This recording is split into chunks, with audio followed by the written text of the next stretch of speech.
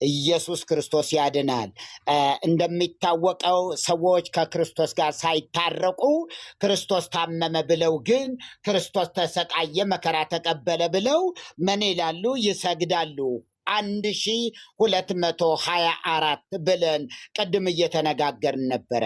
አንድ ሰው በቀን 1224 ጊዜ ይሰግዳል። ምን ሊሆን? የኃጢአት ስርየት ሊያገኝ። እንዴት ሆኖ? ይሰማዋል እንዴ? ይታወቃል እንዴ? አይታወቅም። የኃጢአት ስርየት የሚባል ነገር የለም፣ አይታወቅም ነው የምላችሁ። የትኛውም ስርዓት ይፈጽም ኦርቶዶክሳዊ በጌታ ባለመሆኑ ጌታ ያላሳረፋት ነፍስ የትኛውም ስርዓት ሊያሳርፋት አይችልም። ምንኩስና በጣም ትልቁ ነገር ነው። ግን የባሰ የኃጢአት ጥግ ያለው እዛ ጋር ነው፣ ምንኩስና ላይ ነው ያለው። እንግዲህ አረፍኩ ለዚህ ዓለም ሞትኩ ብሎ ነው የመነኮሰው። መንኮሰ ሞተ። መነኩሴ ማለት የሞተ ማለት ነው። ለማን? ለዓለም። ዓለምን ያተረፈ ግን ማን ነው? እሱ ነው። ዓለምን ያተረፈ እርሱ ነው። ስለዚህ በዚያው መስፈር እረፍት የሚባል የለም። መንፈሳዊ እረፍት አይታወቅም። ሰዎች ስጋ ወደሙ ሊቀበሉ ይችላሉ፣ እንዲሁ እርፍ ይላሉ ወይ? አያርፉም። እዚያው ላይ ነው። ተቀብለው ሲወጡ ነው ነገሩ ሁሉ የሚጨልምባቸው። እዚያው አሁንም እረፍት የለባቸው። በቃ ስጋ ወደሙ ተቀብያለሁ፣ ከዚህ በኋላ መንግሥተ ሰማያት እወርሳለሁ የሚባል በፍጹም አይታሰብም። ሃይማኖቱ በራሱ አይፈቅድም። የቅድስናን ነገር የጽድቅን ነገር አይፈቅድም። ጸድቀሃል፣ ድነሃል፣ ታጥበሃል ብሎ ነገር የለም። ይሄን የሚለው መጽሐፍ ቅዱስ ብቻ ነው። ይሄን ያስተማሩ ሐዋርያት ብቻ ናቸው። ሐዋርያት ይህን ያስተምራል። ስለዚህ ቤተክርስቲያን፣ የኦርቶዶክስ ቤተክርስቲያን ወደ መጽሐፍ ቅዱስ እስክትመጣ ድረስ ትውልድ ማረፍ አይችልም። ትውልዱ የሚያርፈው ወደ እግዚአብሔር ቃል ሲመጣ ነው። ወደ እግዚአብሔር ቃል ሲመጣ ነው። የእግዚአብሔር ቃል የማይለውን ጥቅጥቅ ያለ ስርዓት ትውልዱን እየገዛችበት ያለው ስርዓት ፈጽሞ ከእውነት የራቀ ነው። የትኛውም ነገር ነው እኮ ዓለማውያን የተሻሉ ናቸው። ባለፈው ተናግሬያለሁ። ፓጋኖች ይሻላሉ። ምክንያቱም እግዚአብሔር የለም ብለው የደመደሙ ናቸው። ይሄ ህዝብ ግን እግዚአብሔር የሚያስቀናች፣ ቤተ ክርስቲያን ግን እግዚአብሔርን የምታስቀና። አያችሁ፣ የለም ብትል ይሻላት ነበረ እንደ ሌላው ዓለም። እንደ ቻይናም ቢሆን ኮሚኒዝም ስርዓት ነው እዛ። ስለዚህ ሌሎችም አሉ። እንደነሱ መሆን የተሻለ ነው፣ ቅጣት የለውም። አያችሁ፣ ፍልስጤማውያን በኃጢአት ምክንያት ዳጎንን ቢያመልኩ በዓልን ቢያመልኩ አይቀጡም ነበረ። ምክንያቱም መብታቸው ስለሆነ፣ ከእግዚአብሔር ውጭ ስለሆኑ፣ ከኪዳኑ ውጭ በመሆናቸው። ዛሬ ላይ በኪዳኑ ውስጥ ነኝ እያለች ነገር ግን ደሙን የሚያክፋፋ ስራ እየሰራች በደሙ የኃጢአት ስርየት እንደሚገኝ የእግዚአብሔር ቃል እየተናገረ በድካም በስግደት እንዴት ሆነ? ደሙን ማክፋፋት ማለት ያድን። በስግደት መንግሥተ ሰማያት አይወረስም። በመብል በመጠጥ አይወረስም። በምኑ ልንገራቸው? በምኑ? እስኪ ኦርቶዶክስ የትኛው ስርዓት ነው መንግሥተ ሰማያት የሚያስወርሰው? የትኛው ስርዓት ነው እርፍ የሚያደርገው? የቱ? አያችሁ፣ የትኛው? ከየት የመጣ እንዴ? አማላጆቹ እንኳ ሚካኤልን ይዞ ገብርኤልም ይጨምራል። ገብርኤል ብቻ ይበቃል ወይ? አይበቃም። ኡራኤል ደግሞ አለ።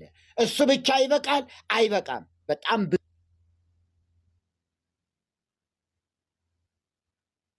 ሸርና አድርገው ቅዱሳን ሁላችሁም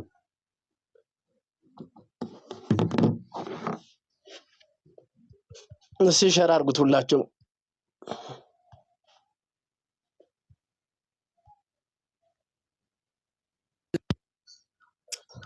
ክብር ለኢየሱስ ይሁን። መጣሁ አይደል? ያ ምልክት መጥቶ ነው እሱን እስካጠፋው ድረስ ነው። በጣም እየተዋጉን ነው እኮ ጠላት በጣም ነው የሚዋጋው። ትውልዱ ሲኦል እንዲገባ የሚፈልግ አውሬ ይሄን ነው የሚሰራው። አውሬው ይሄን ይፈልጋል። አውሬው ይሄን ነው የሚፈልገው። እና ስለዚህ እናገራለሁ። ቆሞስ ይቀጥሉ እስኪ።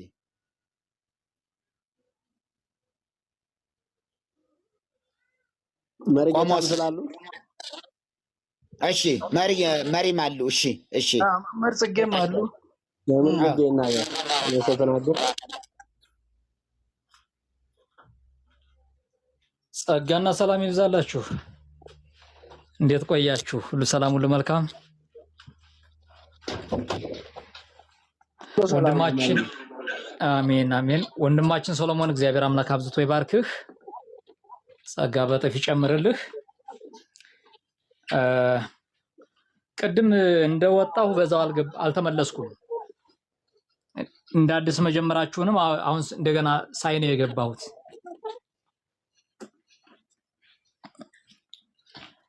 በአጭሩ ስንነጋገርበት የነበረው ነገር ዋና ጭብጥ ሐሳቡ እየተሰማ ነው? አዎ ይሰማል። እሺ፣ ዋና ጭብጥ ሐሳቡ መዳን በክርስቶስ ኢየሱስ እንጂ በላብና በድካም አይደለም። ብላ በሀፈ ገጽከ የተባለው ይሄ በላብ የሚደረገው ነገር ለመብላት ነው ባጭሩ። ደክመን ጥረን ግረን የምንመገበው ምግብ እንጂ ጥረን ግረን የምንጸድቅበት ጽድቅ የለም። ስለዚህ መዳን በክርስቶስ ኢየሱስ በማመን ነው። ከዛ ውጪ የሚደረጉ ነገሮች በሙሉ ምሳሌዎችን እንኳ ስናደርግ ጥንቃቄ ያስፈልጋል ብዬ አምናለሁኝ። ምክንያቱም ክርስቶስ ኢየሱስ ያደረገውን ነገር መልሶ ማድረግ፣ ቅድም አንድ ነገር ተናግሬ የነበረ በፊት ሳይዘጋ ክርስቶስ ኢየሱስ የጾመበት ዓላማ፣ የተሰቀለበት ዓላማ፣ ዋጋ የከፈለበት ዓላማ ለሰው ልጆች ድህነት ነው። እኛ የምንከፍለው ዋጋ ለምንድን ነው? የምንጾመው ልንሰቀል ነው? ደማችንን ልናፈስ ነው? ወይስ በእኛ ደም የሚጸድቅ ሰው አለ? ይህንን በደንብ ማህበረሰቡ ያሰበበት ወይም የተረዳ አይመስለኝም። ለምንድን ነው ይህን እያልኩ ያለሁት? ለምሳሌ አንድ ሆቴል ሂዳችሁ ምግብ ግጥም አድርጋችሁ ከበላችሁ በኋላ ሂሳብ ተከፍሏል ትባላላችሁ። የሆነ ወዳጃችሁ አንድ ጊዜ ከፍለውና ያኔ ታመሰግናላችሁ እንጂ እንዲያው ለመታሰቢያ ይሆን ዘንድ እያላችሁ በየዓመቱ እየሄዳችሁ አትከፍሉም። በየዓመቱ እየሄዳችሁ ሂሳብ አታዋጡም። አንዴ ተከፍሏል። ለዛ ነገር የሚገባው ነገር ምንድነው? ምስጋና ነው። ለከፈለልን ምስጋና እናቀርባለን። ዋጋ ለከፈለው እናመሰግናለን እንለዋለን፣ እናከብረሃለን እንለዋለን። ለምሳሌ እኔና ቆሞስ ተገናኝተን ምሳ በምንበላበት ሰዓት ወይም ጌታ ጋር ተገናኝተን አንዳችን ከከፈልን ኧረ እኔም ደግሜ ልክፈል አይባልም። ነውር እኮ ነው። እኔም ደግሜ ልክፈል አይባልም። የመጀመሪያው በቂ የሆነ ክፍያ እስከተከፈለ ድረስ ማለት ነው። አሁን ዋነኛው ጨዋታ ክርስቶስ የከፈለው ዋጋ ብቁ ነው ወይስ አይደለም ነው። ብቁ ካይደለ በክርስቶስ አላመናችሁም ማለት ነው፣ አልዳናችሁም ማለት ነው። በክርስቶስ ኢየሱስ የከፈለው ዋጋ ብቁ ነው ብሎ የሚያምን ማህበረሰብ ሌላ ሁለተኛ ለመክፈል አይሞክርም፣ አይጨመርበትማ። እርሱ ከከፈለው ዋጋ በላይ አይጨመርበትም። በሌላ አገላለጽ ምንድነው በዚህ ውስጥ ልናገር የምፈልገው? ክርስቶስ ኢየሱስ የከፈለው ዋጋ ብቁ አይደለም ከተባለ ክርስቶስ አጉድሎ እኛ የምንሞላለት፣ ክርስቶስ ጎደሎ ስራ ፈጽሞ አድርጎ እኛ ከሱ የተሻልን ሆነን ጽድቅን ልናሰምርበት ይሄ በጭራሽ የማይታሰብ ነው። ስለዚህ መጽሐፉ ከተጻፈው መጨመርም ሆነ መቀነስ ስለማይቻል አንድ ጊዜ በገዛ ደሙ ወደ ቅድስት ስለገባ ሁለተኛ በእኛ ደም የምንገባበት መቅደስ የለንም። ክርስቶስ አንድ ጊዜ ገብቷል። ሊቀ ካህናችን አንድ ጊዜ ገብቷል። የሚገርማችሁ ነገር በብሉይ ኪዳን እንኳን በአዲስ ኪዳን ይቀርና ወደ ቅድስት ደም ይዞ ከገባ በኋላ የብሉይ ኪዳን ካህን ለአንድ ኃጢአት ሁለተኛ መስዋዕት አይቀርብበትም። የሚገርማችሁ ለአንድ ጊዜ ኃጢአት ሁለተኛ መስዋዕት አይቀርብም። ያው ድጋሚ ኃጢአት ስለሚሰሩ ነው ተደጋጋሚ መስዋዕት የሚያቀርቡት እንጂ። በዚህም በአዲስ ኪዳንም የክርስቶስ ኢየሱስ ደም ከኃጢአት ሁሉ ያነጻል ተብሎ ተጽፏል። ከስንት ኃጢአት? ከኃጢአት ሁሉ። ከየትኛው ኃጢአት? ከትላንትናው፣ ከዛሬው፣ ከነገው ኃጢአት። ስለዚህ ኢየሱስ ክርስቶስ ትላንትናም ዛሬም እስከ ለዘላለም ያው ስለሆነ ስራው ያው ነው። ደሙ ትኩስ ነው። ያስተሰረየው ማስተስሪያ ለዘላለም ትኩስ ነው፣ ይቀጥላል። ክርስቶስ ኢየሱስ እስካለ ድረስ ደግሞም ስለማይቋረጥ እስከ ዓለም ፍጻሜ ድረስ ያው ደሙ ለዘላለም ይሰራል። ስለዚህ በየዓመቱ የምናስበው ደም የምናፈስበት ስጋ የምንቆርስበት ነገር የለንም። ጌታ ለዘላለም የተባረከ ይሁን። ከላይ መግባት ትችላላችሁ። ኮሜንት ላይ ከምትሳደቡ ላይ ግቡና መሞገት አቅም ያለው ሰው እንፈልጋለን። እግዚአብሔር ይባርካችሁ። ላይ ውጡና ግለጡት። ችግር የለውም። አብረን እዚሁ ፊት ለፊት እንነጋገር። ምን ችግር አለ? እግዚአብሔር አምላክ ለዘላለም የተባረከ ይሁን። ምንድነው በዚህ ውስጥ በዋናነት ይሄ ኢሳይያስ 53 ላይ ቅድም ጠቀስ አድርጌ ነበረ። ቅድም የምለው ዘግተው ማነው አውርዶን እንደገና ሲመለሱ ስላልነበርኩ ነው። መጀመሪያ በደንብ ስንማማር ቆየን።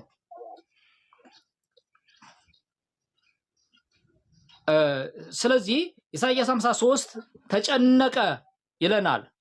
ዛሬ የእርሱን ጭንቀት በማሰብ እኔ ተጨንቄ ነው የዘላለም ሕይወት ማግኘት የምችለው?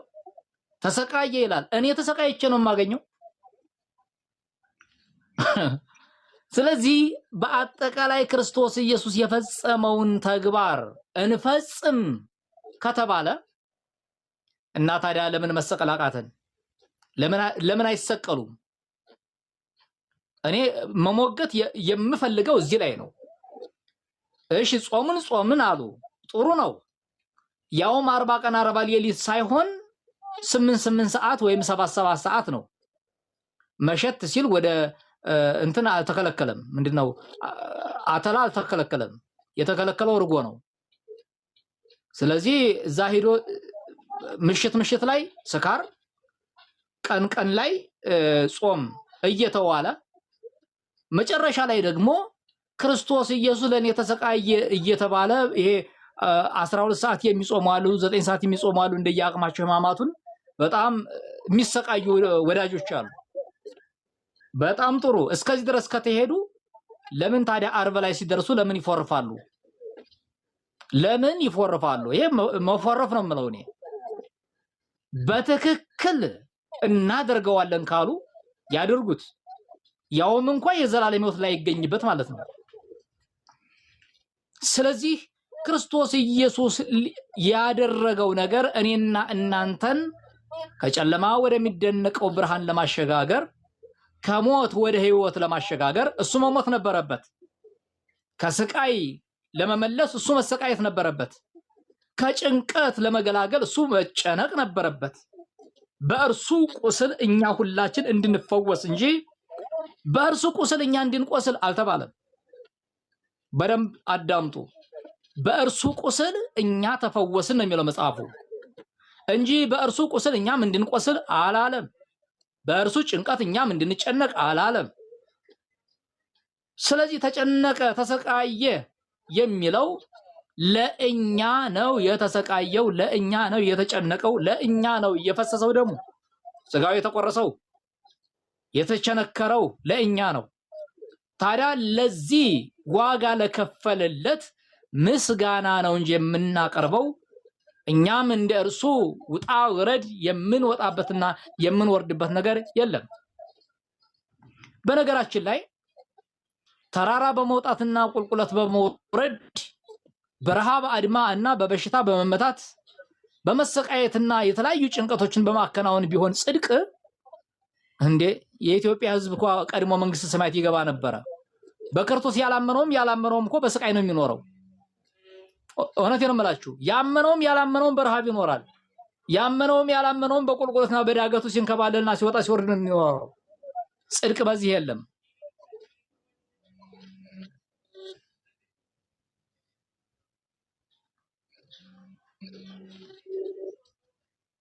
ጽድቅ በዚህ የለም።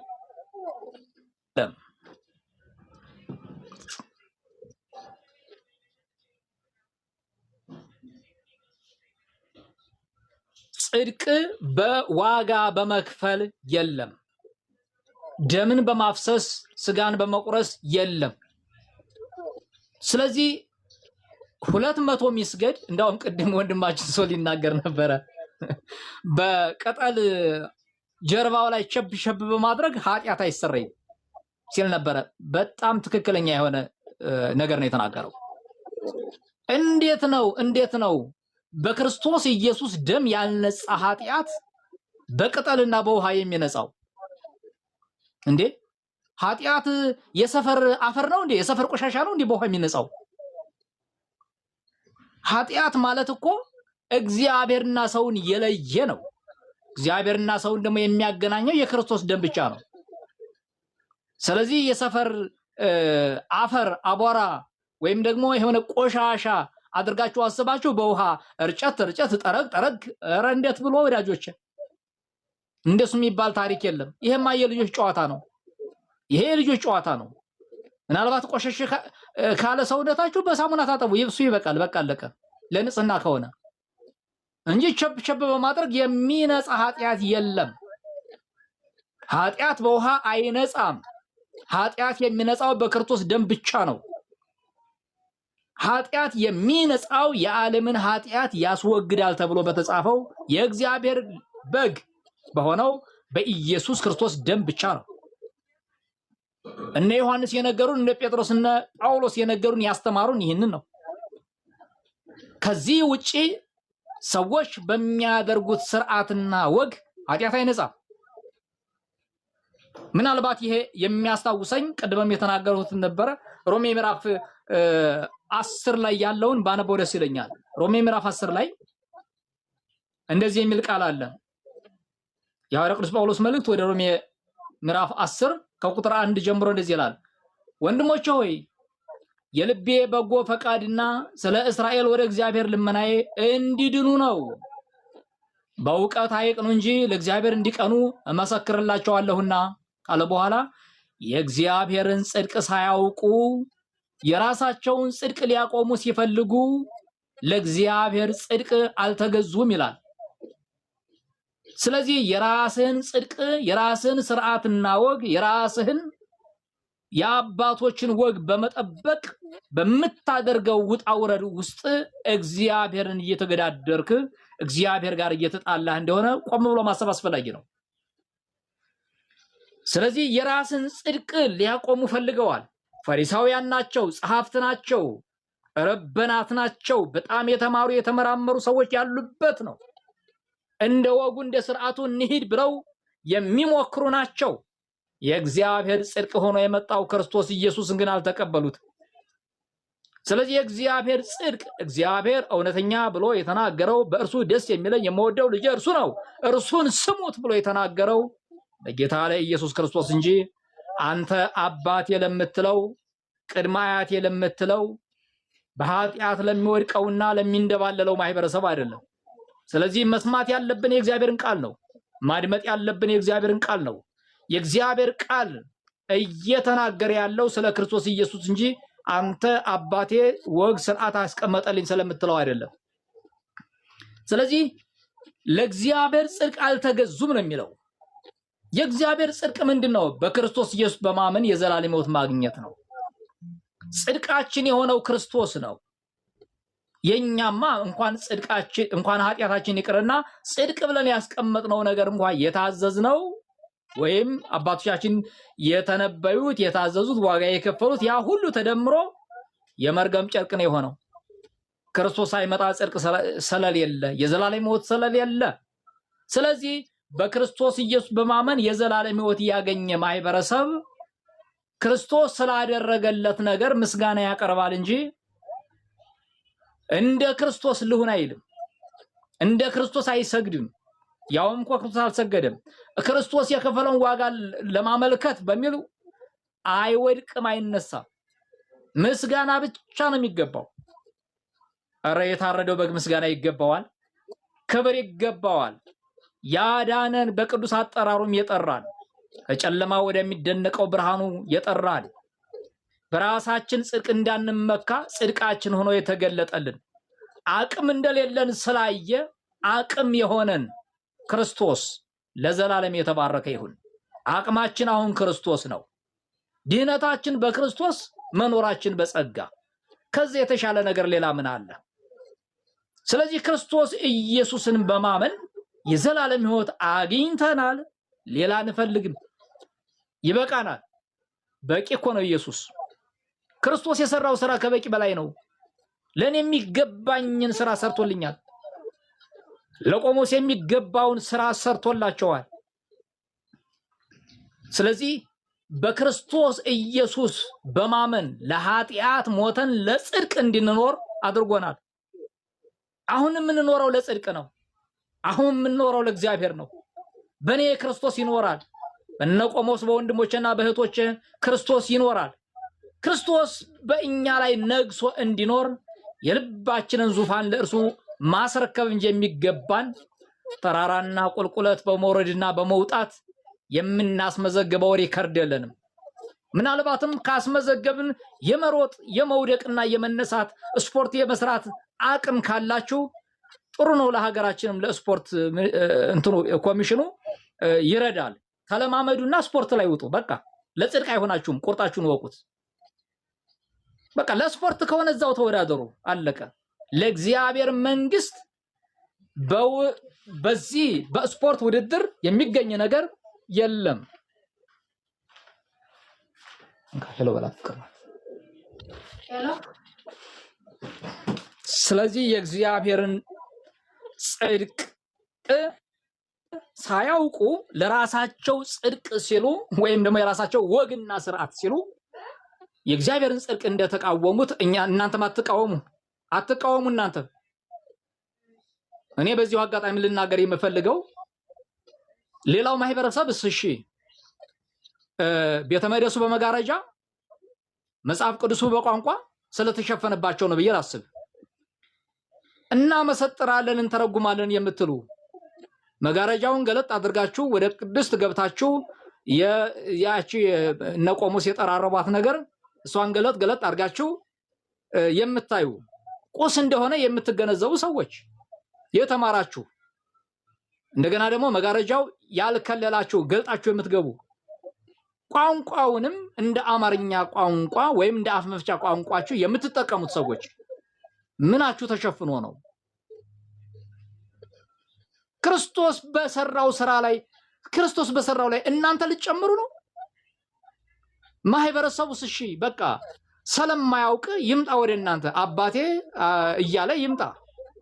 እናንተ ሲመጣላችሁ ይህንን የተባረከ ማህበረሰብ ነው ምስኪን ህዝብ ምን አለ እውነቱን ብትነግሩት፣ ምን አለ ለአንተ ክርስቶስ ሞቶልሃል ብትሉት፣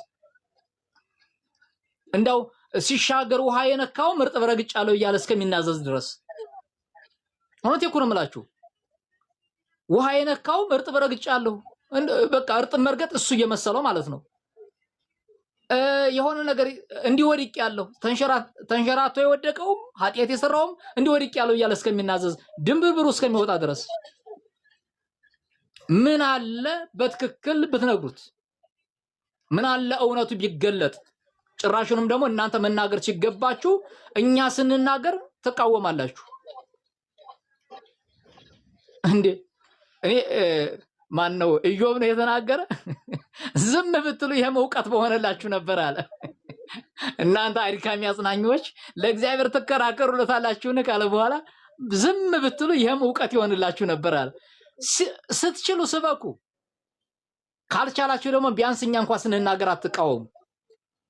ህዝባችን ወንጌል ይስማ። በቃ ክርስቶስ ኢየሱስ የዘላለም ሕይወት ይሰጣል። እርሱ ራሱ የዘላለም ሕይወት ነው።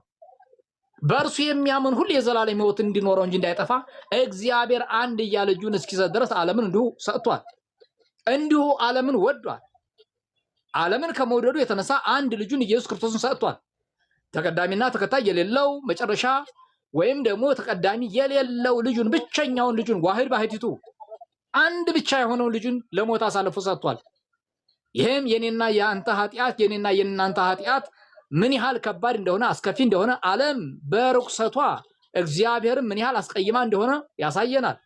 የፍጡር ደም ቤዛ ስለማይሆን በፈጣሪ ደም ነው የዳን ነው። ስለዚህ ፍጡርን ሊያድነው ስላልቻለ እግዚአብሔር የገዛ ክንዱ መድኃኒት አድርጎ ላከ።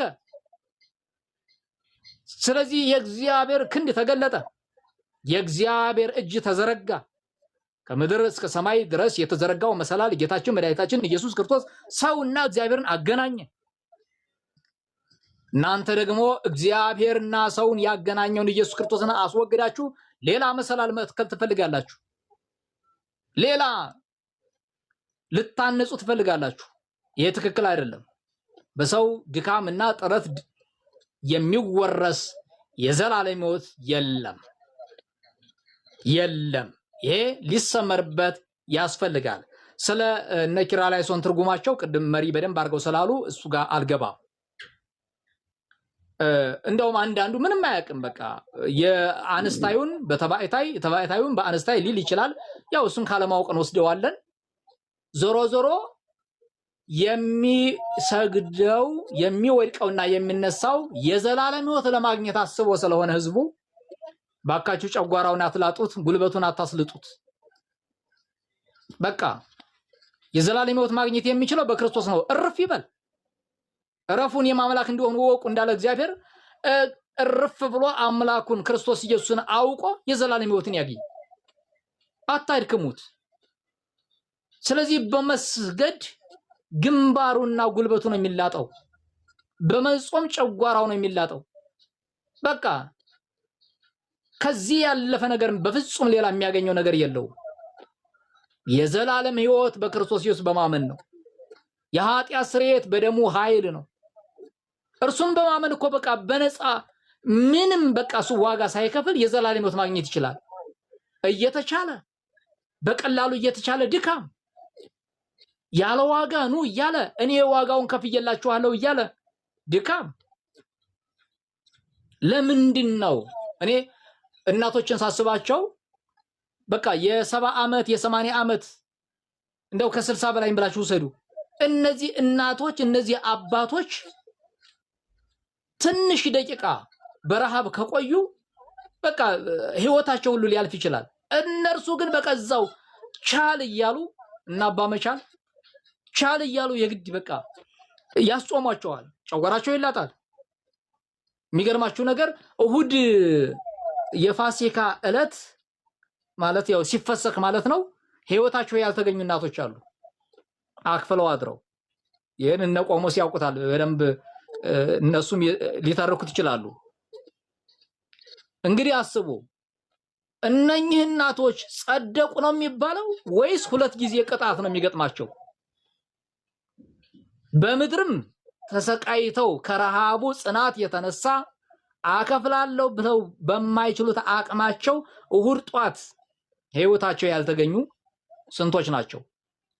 ከአርብ ማታ ጀምረው ያልቀመሱ፣ አንዳንዶቹ ከሐሙስ ማታ ጀምረው ያከፍላሉ።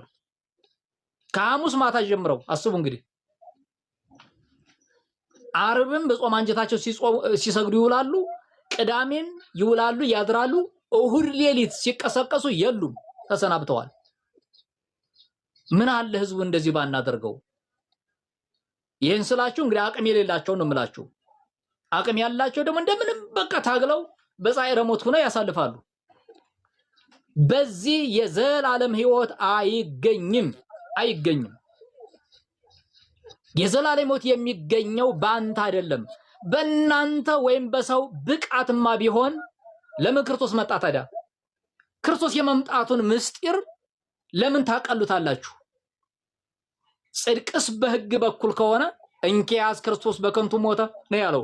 እንኳን እንደዚህ ዝም ብሎ ከሕግ ውጭ የሆነ ነገር ይቅርና በመጽሐፉ በሕጉ የተቀመጠውን እንኳ በመፈጸም የዘላለም ሕይወት አይገኝም። ይሄ እኮ ቅድም መርጌታ ሲናገሩት እንደነበረው ደብተራ ወለድ እዚሁ የተፈበረከ እንጂ በሕግም የለም በአዲስ ኪዳንም የለም።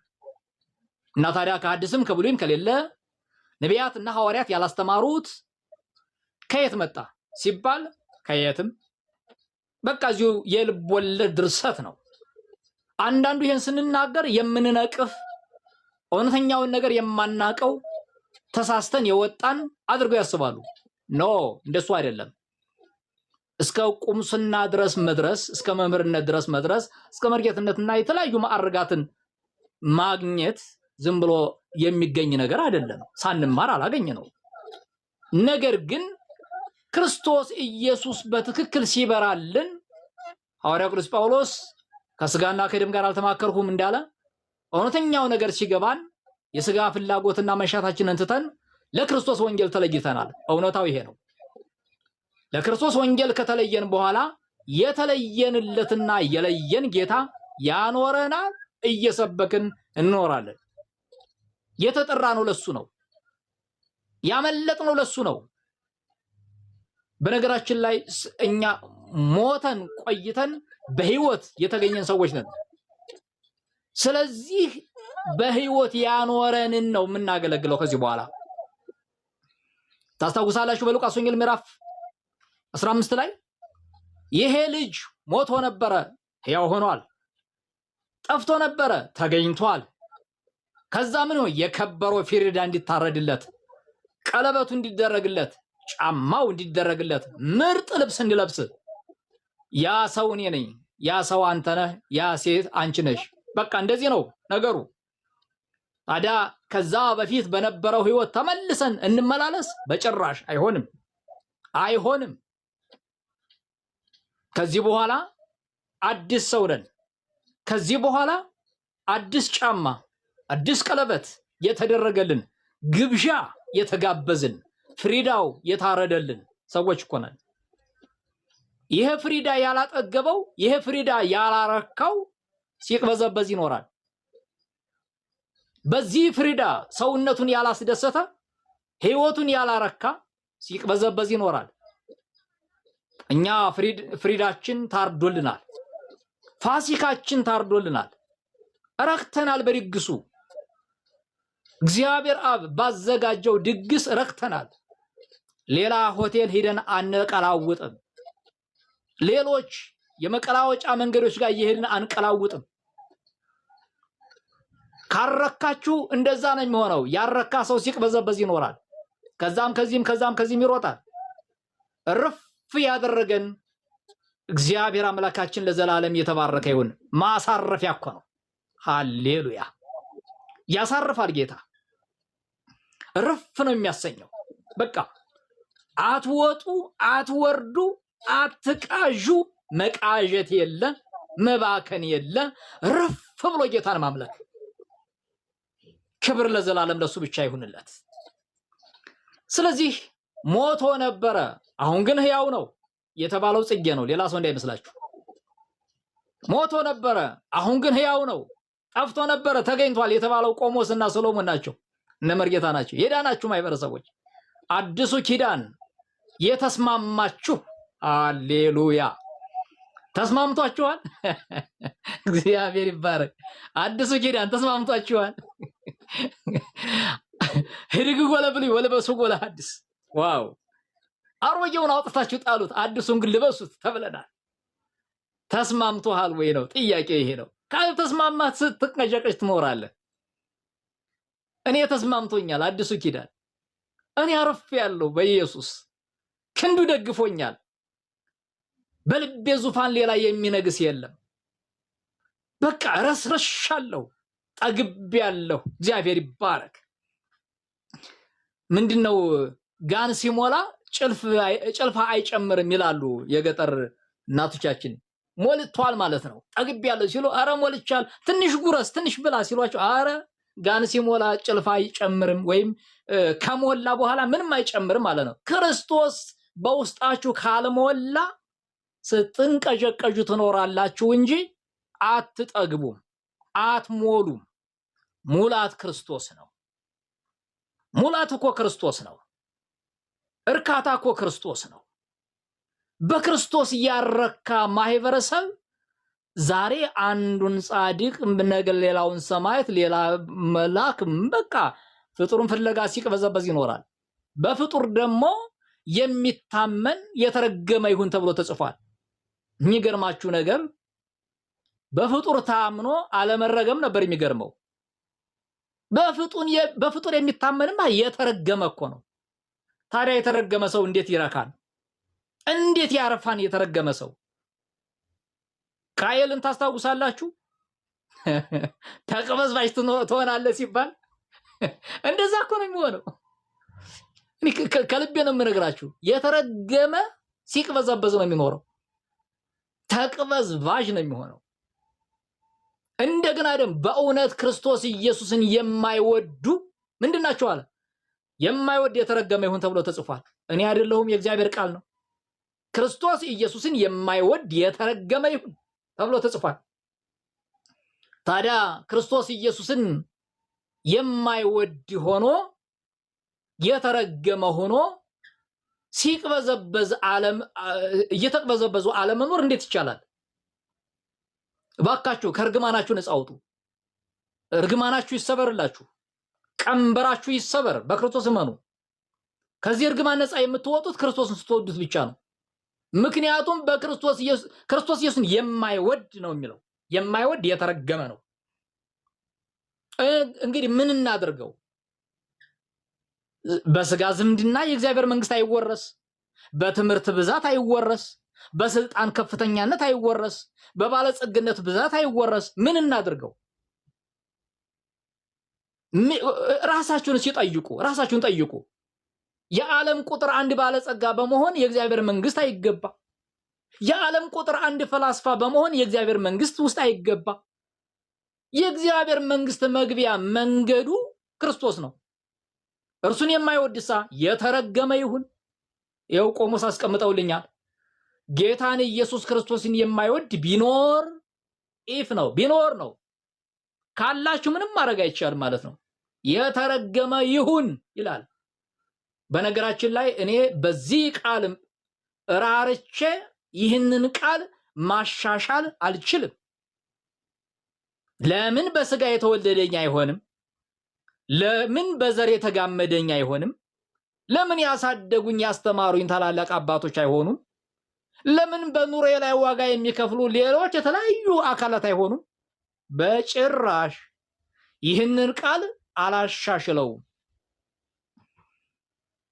ከኔ ጋር የሚስማማ አሜን ብሎ ይጻፍ። ምንም ማድረግ አይቻልም። በእውነት ክርስቶስ ኢየሱስን የማይወድ ቢኖር የተረገመ ይሁን፣ የተረገመ ይሁን።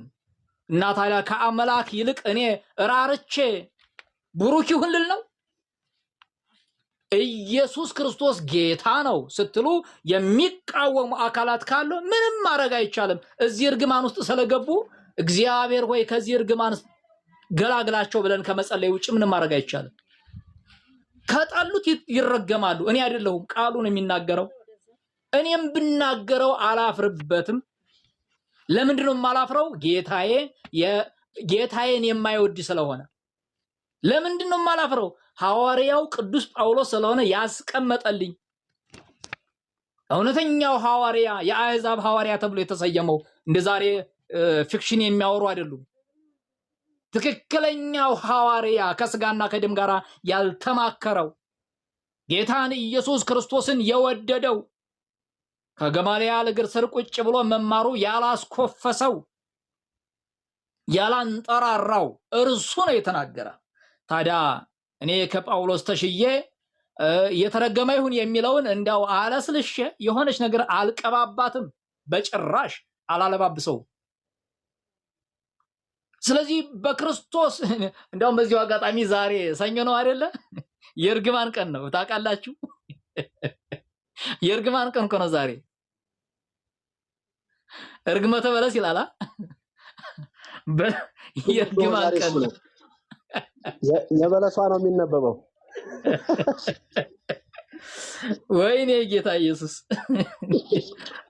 እንዴት ነፃ አወጣኝ። የበለሷ እርግማን ቀን ነው ዛሬ። እና ያው በለስ ቢሂድ ብለው ደግሞ የሆነ ቡድን ይሰይማሉ የምትረገመው።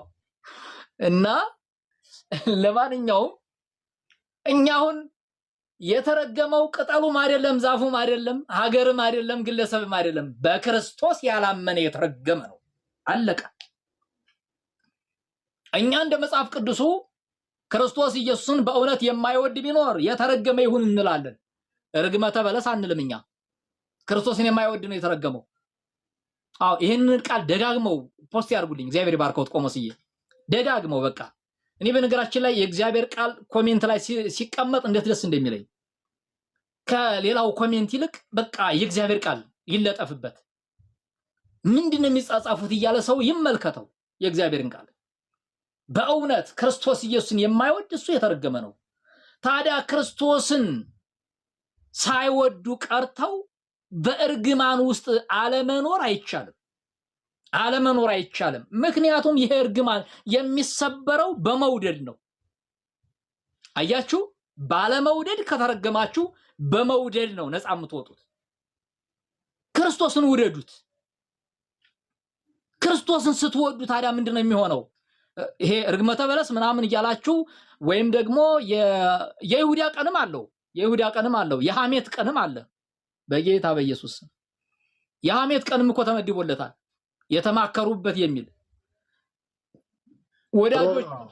አዎ የሐሜት መከራ ይወርድ ተብሎ እና መርጌታ እኔ ልውረድና ውሸት ነው እያለች ወይን ያለ ወይን ወንድም እህት አላቅም ከቅድም ጀምሮ ወይን ጀምራ ትሳደባለች፣ ግን ውሸት ነው ያሉት ልውረድና አስገቡትኝ። ኦርቶዶክሳዊ አእምሮ የሚሉት አስገቡትኝ። ወደ ሬተሮች ታቸውኝ ልስማ፣ እስቲ እንስማ ውሸት የሆነውን ነገር ማለት ነው። ተባረኪ። ሪኩዌስት ሳይልክ እንዳትወርጂ። ኦኬ ወረድሽ። እሺ ይሁን። ሪኩዌስት ይላክና አውቀነው ነው የሚገባው። ዝም ብለን አንስበውም። ዝም ብለን አንስበው። መሪ እንዳይስቡት መጀመሪያ እኔ ነኝ ብሎ ይጻፍ። ከዛ ካወቅነው ወይኔ ወይ እርሰው ይስቡታል፣ እናየዋለን። መጀመሪያ ዝም ብለን አንስበው። እሺ ድምፄንም ላሰማችሁ። እግዚአብሔር ጸጋውን ያብዛላችሁ። እንቀጥላለን። እግዚአብሔር ይመስገን። ይሄ የሚሰጠው ትምህርት ትክክል አይደለም፣ እንዲገቡ ነበር። እውነት አይደለም፣ ትክክል አይደለም የሚል ካለ መምጣት ይችላል፣ መግባት ይችላል። ከርዕሱ ሳይወጣ ሕማማት ለምን አስፈለገ? በጣም ብዙ ነው የምንሄድበት ነገር፣ ገና ብዙ። ለምንድን ነው ሰዎች መስቀል የማይሳለሙ? ለምንድን ነው ይፍቱኝ የማይባለው? ለምንድን ነው ፍትሐት የተከለከለው? ለምንድን ነው ቁርባን የሌለው? ለምንድን ነው ቅዳሴ የተከለከለው? ክርስትና ማንሳት 40 ቀኑ ነገ ቢደርስ 40 ቀኑ ወይ 80 ቀኗ ነገ ቢሆን ማንሳት ክልክል ነው። ለምን? ቅዳሴ የሌለው ለምንድን ነው? አልባሳቱ ተገልብጠው ነው የሚለበሱ። ለምን? አብዛኛው ሰው ፀጉሩ የሚላጨው ነገ ነው፣ አርብ ነው የሚላጨው። አርብ ሰው ሁሉ ፀጉሩ ይላጫል። ለምን? ቤተ መቅደሱ በጥቁር መጋረጃ ይሸፈናል። ታቦቱ በጥቁር ጨርቅ ይሸፈናል። በጣም ጥቁር የሆነ ምንም አይነት ምልክት የሌላት ጥቁር ጨርቅ ላይ ታቦቱ ይሸፈናል። እነዚህ ሁሉ ኮተቶች ምን ባዮች ናቸው? ለምን እንዲህ ተደረገ? ይሄ ሁሉ ነው የምናወራው። መልስ አለኝ የሚል ሰው ካለ ይምጣ። ታቦቱ ለምን ጥቁር ታለብሱታላችሁ? አይ መልስ አለኝ የሚል ካለ ይምጣና ይናገር። ስርዓተ ፍትሃቱ ለምንድን ነው የቀረው? ክርስትና ማንሳት ለምንድን ነው የቀረው? መስቀል መሳለም ለምንድን ነው የቀረው? በስመ አብ ወወልድ ወመንፈስ ቅዱስ አሃዱ አምላክ ብሎ መባረክን ለምንድን ነው የቀረው? ማዕድ ሲባረክም ክርያላይሶን ተብሎ ነው። ማዕድ ሲባረክ በስመ አብ ወወልድ ወመንፈስ ቅዱስ አሃዱ አምላክ ተብሎ አይደለም። ከቶ በስመ አብም አይባልም፣ በስመ አብ አይባልም። የገጠር ሰውም ሁሉ ያውቀዋል። መሳሳም ክልክል ነው። አንድ ቀን ብቻ አይደለም። ምናልባት ይሁዳ የሳመው ሐሙስ ማታ ሌሊት ወደ 40 አጥቢያ ነው። ሰኞስ መሳሳሙ ለምን ተከለከለ? ማክሰኞ ለምን ተከለከለ? ኃጢአት ለምንድን ነው የማይከለከለው? መሳሳም ተከልክሎ ኃጢአትን ለምን አልተከለከለም? ለምንድን ነው አልተከለከለው? አንድ ነገር ተናግሬ እንትን ልበል። አንድ ወንድም አንድ ወጣት ገርል ፍሬንዱ ጋር አብሮ ሲሰግዱ አለ። ቀን ሙሉ አብሮ ሲሰግዱ አለና ማታ ላይ እራት በልተን እንሂድ ብለው እራታቸው ሲበሉ ድራፍቱ ምናምን ሁሉ አድርገው ከዛ ሞቅ አላቸውና ተኙ። ሞቅ አላቸውና አልጋ ያዙ። ከዛ በኋላ ልክ አይደለንም እኮ በቃ ኃጢአት ሰርተናል በሕማማቱ ብለው ለንስሐ አባታቸው አባታችን እንዲሁ ወድቀናል። ምን ነው? አዎ በቃ ወደቅን፣ ሰይጣን አሳስቶን እንዲሁ ስንሰግድ ውለን ከዚያ በኋላ እንዲሁ 1 2 እና 3 እንዲሁ ቢራ ምናምን ነገር ስንጠጣ ተሳሳትን። እሺ ግን ተሳስማቸዋል? ከባድ የሚሆነው ከተሳሳማችሁ ነው። ኧረ በርጌታ ተሳስማችኋል ወይ? ከንፈር ለከንፈር ተሳስማችኋል ወይ ብለው ጠየቁ። አይ እሱማ ሕማማት ስለሆነ አልተሳሳምንም። መሳሳማ ክልክል መሆኑን እናውቃለን። እንዲሁ ይሄኛው ነው እንጂ የወደቅነው፣ መሳሳምስ በጥንቃቄ ነው አለ። በጥንቃቄ ያለ መሳሳም። የሚገርም ነገር ነው እኮ። ይሄ ነው እኮ ንስሐ የሚባለው። ይሄ ነው እኮ አያችሁ፣ ሃይማኖት የሚባለው። ሃይማኖት ለካ እውር ነው እንዴ! ትውልድን ሁሉ ያጨለመ አያችሁ። ነውሩን ያቀለሉለት እኮ ለልጁ። በጥንቃቄ ያሏት ነገር ገርሞኛል። በጥንቃቄ ያሏት ነገር ገርሞኛል። እውነት ነው እኮ ጥንቃቄ በተሞላበት። ዝም ብለው ምናልባት እጅ ለእጅ ተጨባብጠው ሊሆን ይችላል። ከንፈር ለከንፈር ግን በጣም በጥንቃቄ ነው እንዲሁ እንትኑን ነገሩን የጨረሱት። አልጋ ላይ ወድቅ ያለው የሚለው አልጋ ወድቅ ያለው የሰሜኑ የአገራችን ቋንቋ ነው። ከዚህ ከአዲስ አበባ ጀምራችሁ ሰሜኑ ክፍል አጠቃላይ ወድቅ ያለው ነው የሚል አልጋ ላይ ጎጃም፣ ጎንደር፣ ትግራይ ጠቅላላ ወሎ፣ ሰሜን ወሎም ደቡብ ወሎም ቢሆን ሰሜን ሸዋም ቢሆን ወድቅ ያለው ነው የሚባል። ወደ ደቡብ ግን ብዙ አያውቀውም። ወደ ደቡብ ወደ ኦሮሚያ ምናምን ነገር ብዙ እንደዚህ የታወቀ ነገር አይደለም። አርባ አርብ በእንትን ሲጠፈጠፉ በወይራ ወድቅ ያለው አይሉ። ቆመስ እሺ ይናገሩ። ምን አለች እርሶ ጋር? ቆመስ ጋር መታ አንዲት ንስሐ የገባች አለችና እሷን እንዲሁ በወይራ ሲጠፈጥፏት አባቴ ብላ የተናገረችው ነገር አለ። እሳቸው ይናገሩ፣ ራሳቸው ይናገሩት እስኪ። ደበላ ጋር እኔ ጋር የለም፣ ሌላ ቄስ ነው። እና እንደዚህ ትክክል ነው። ይሄኛው ሰሜኑ አካባቢ በብልጠትና በሲስተም ነው የሚሄደውና ጮሌ ነው። ከዛ አልጋ ወድቄ ነው የሚለው። አልጋ ላይ እንትን ብዬ አይልም፣ አልጋ ወድቄ ነው የሚለውና ቄሱም ይገባዋል፣ አልጋ መውደቅ ምን እንደሆነ ይገባዋል። እና ያቺኛዋ እዚህ እንትን እኮ ነው ቱሉ ቡሉ የሚባል አካባቢ ነውና የሆነ ቄስ እንትን ሲጣ በወይራው ቸብ ቸብ ሲያደርግ ቀጥታ ደበላ እንዲያረገኛላችሁ ማለት ነው። እሱ የለመደው በወድቄ ነው። እሷ ደበላ እንዲያረገኝ ስትለው አረ መድኃኒዓለም እንትን ይበልሽ ቄሱ ደግሞ እና ለብዙ ጊዜ መሳቂያ ሆኖ ይቺ እኮ ናት እያለ ቄሱ ይሳለቅባታል። ይቺ እኮ ናት እየተባለችና ቀጥታ ተናገረች። ያው መናገር ስለደበረኝ ነው። እና እንዲህ ነው ሲስተሙ ማለት ነው። ደበላ እንዳያረገኛ ላይ ቀጥታ ማለት ነው። እና የሚገርመው መርጌታ ደግሞ አሁን ያሉት በጣም በጥንቃቄ ነው። ትልቁ ኃጢአት መሳሳም ነው። ይቀጥሉ። ምንድነው ይሄ የተለመደ ነገር? ካህናት አያችሁ፣ ቆመስ የሚሉት ሲሰሩት የነበረውን ነው፣ ሲናገሩ የነበረውን ነው። ማፌዝ ነው ስራቸው። እች እኮ አቶ እንትና እኮ የእንትና ባለቤት እኮ አቶ እንትና እንዲህ በውሽምነት ይዘዋታል። እንዴት አወቁ? ነገረችኝ እኮ ንስሐ ስትገባ እኮ ነገረችኝ። እንዲያውም አንደኛው ልጅም የእንትና ነው ብላ ነገረችኝ። እሱ ቢሰማ ይገድላታል። እንደዚህ የሚሉ ናቸው። ኃጢአትን ወደ ውጭ የሚያወጡ ናቸው። ከባቴ አበሳ የሆነው ክርስቶስ ብቻ ነው።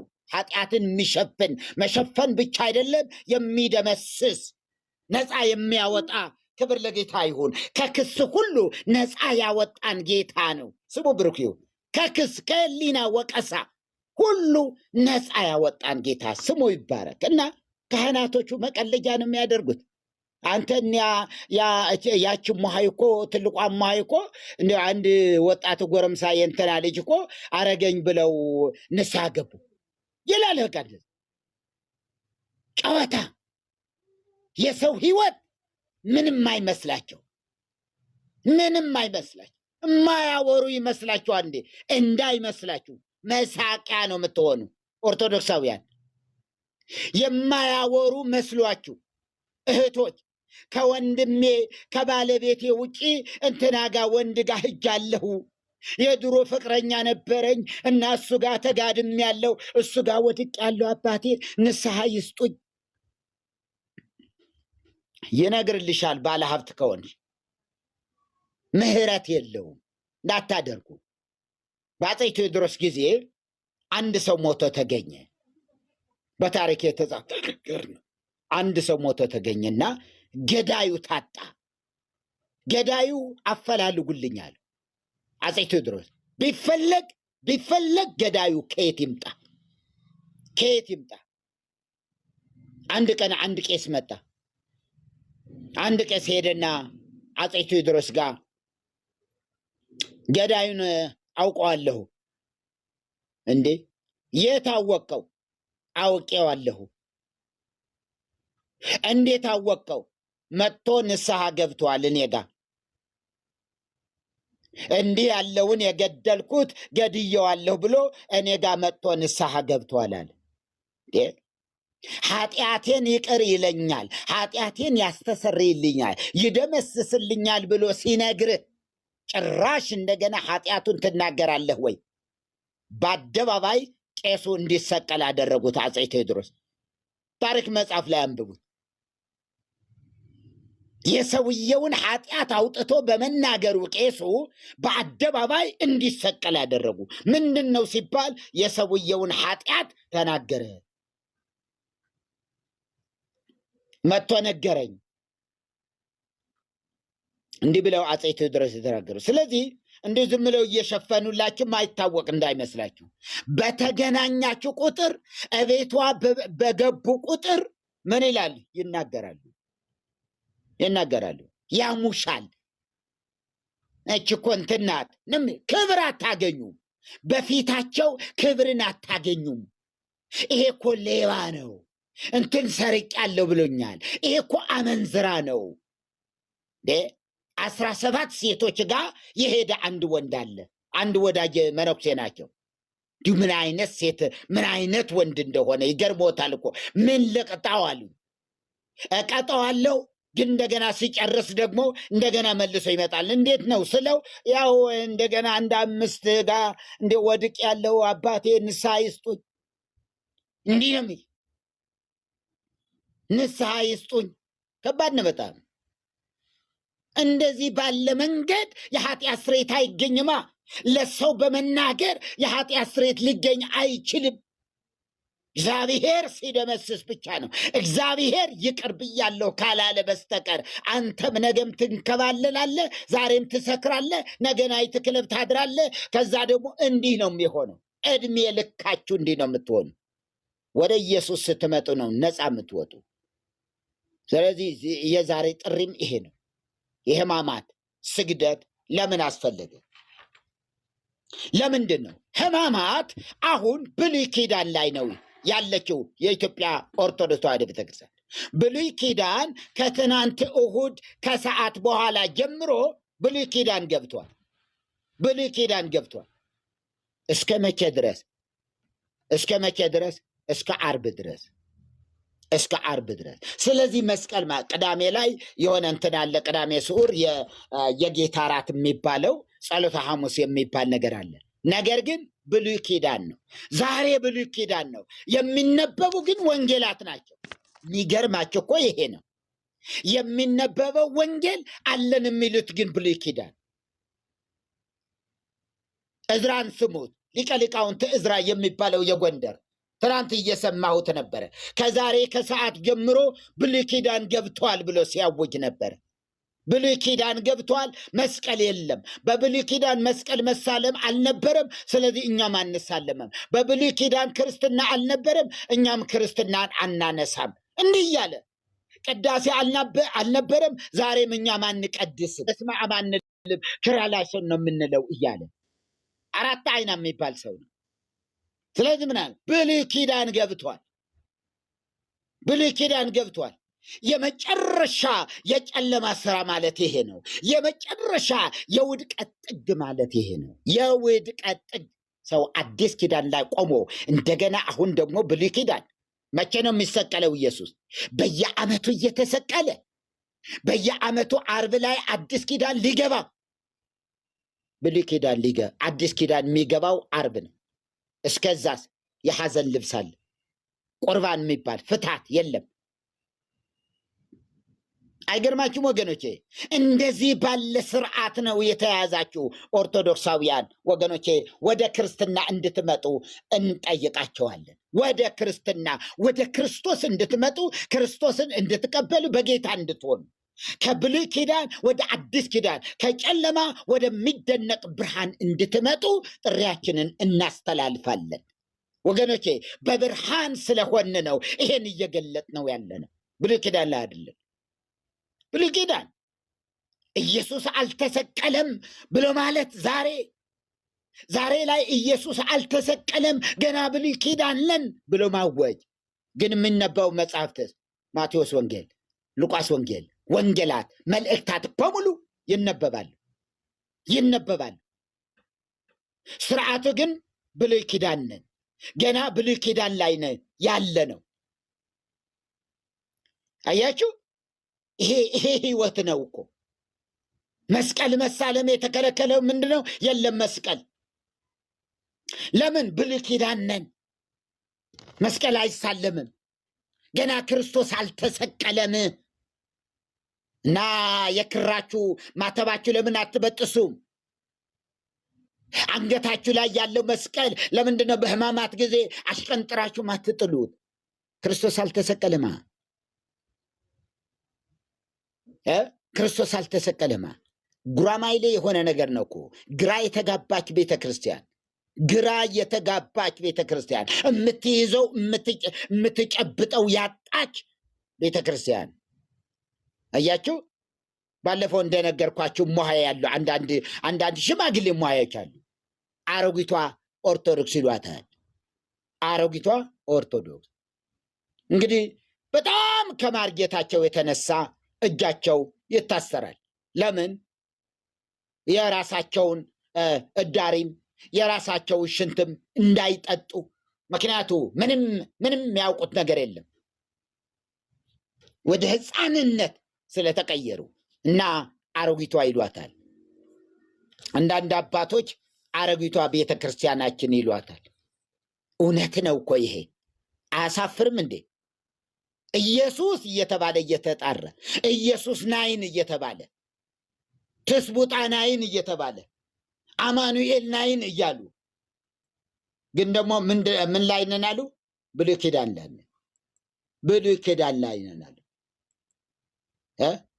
ነገረ ክርስቶስ ነገራችን ያ ነው እኮ የሆነው።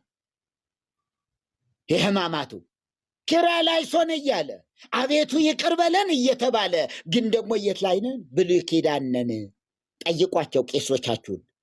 ለምንድነው መስቀል ማንሳለመው በሉ? ብሉይ ኪዳን ስለሆነ ገና ክርስቶስ አልተሰቀለም። ባለፈው ሳምንት ክርስቶስ ተሰቅሎ ነበረ፣ አሁን አልተሰቀለም። መቼ ነው የሚሰቀለው? ዓርብ ሊሰቅሉት እንዴ! ዓርብ ሊሰቅሉት።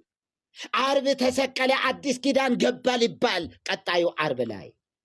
ይሄ ውድቀት አይደለም እንዴ? ምን ሞራል አላቸው ደግሞ ክርስትና ሊተቹ? ጌታ ይርዳን። በየዓመቱ የሚሰቀል ክርስቶስ የለንም። በየዓመቱ የሚሰቀል የሚሰቃይ የሚሞት ክርስቶስ የለንም ወገኖቼ። አንድ ለዘለዓለም በመስቀል ላይ ተሰቅሎ ደሙን ካፈሰሰ በኋላ በግርማው ቀኝ መጽሐፍ ቅዱስ ዕብራውያን 1:3 ላይ ምን ይላል? በኃጢአታችንን በደሙ ካነጻ በኋላ ኃጢአታችንን በራሱ ካነጻ በኋላ በግርማው ቀኝ ተቀመጠ። አለቀ፣ ተቀመጠ።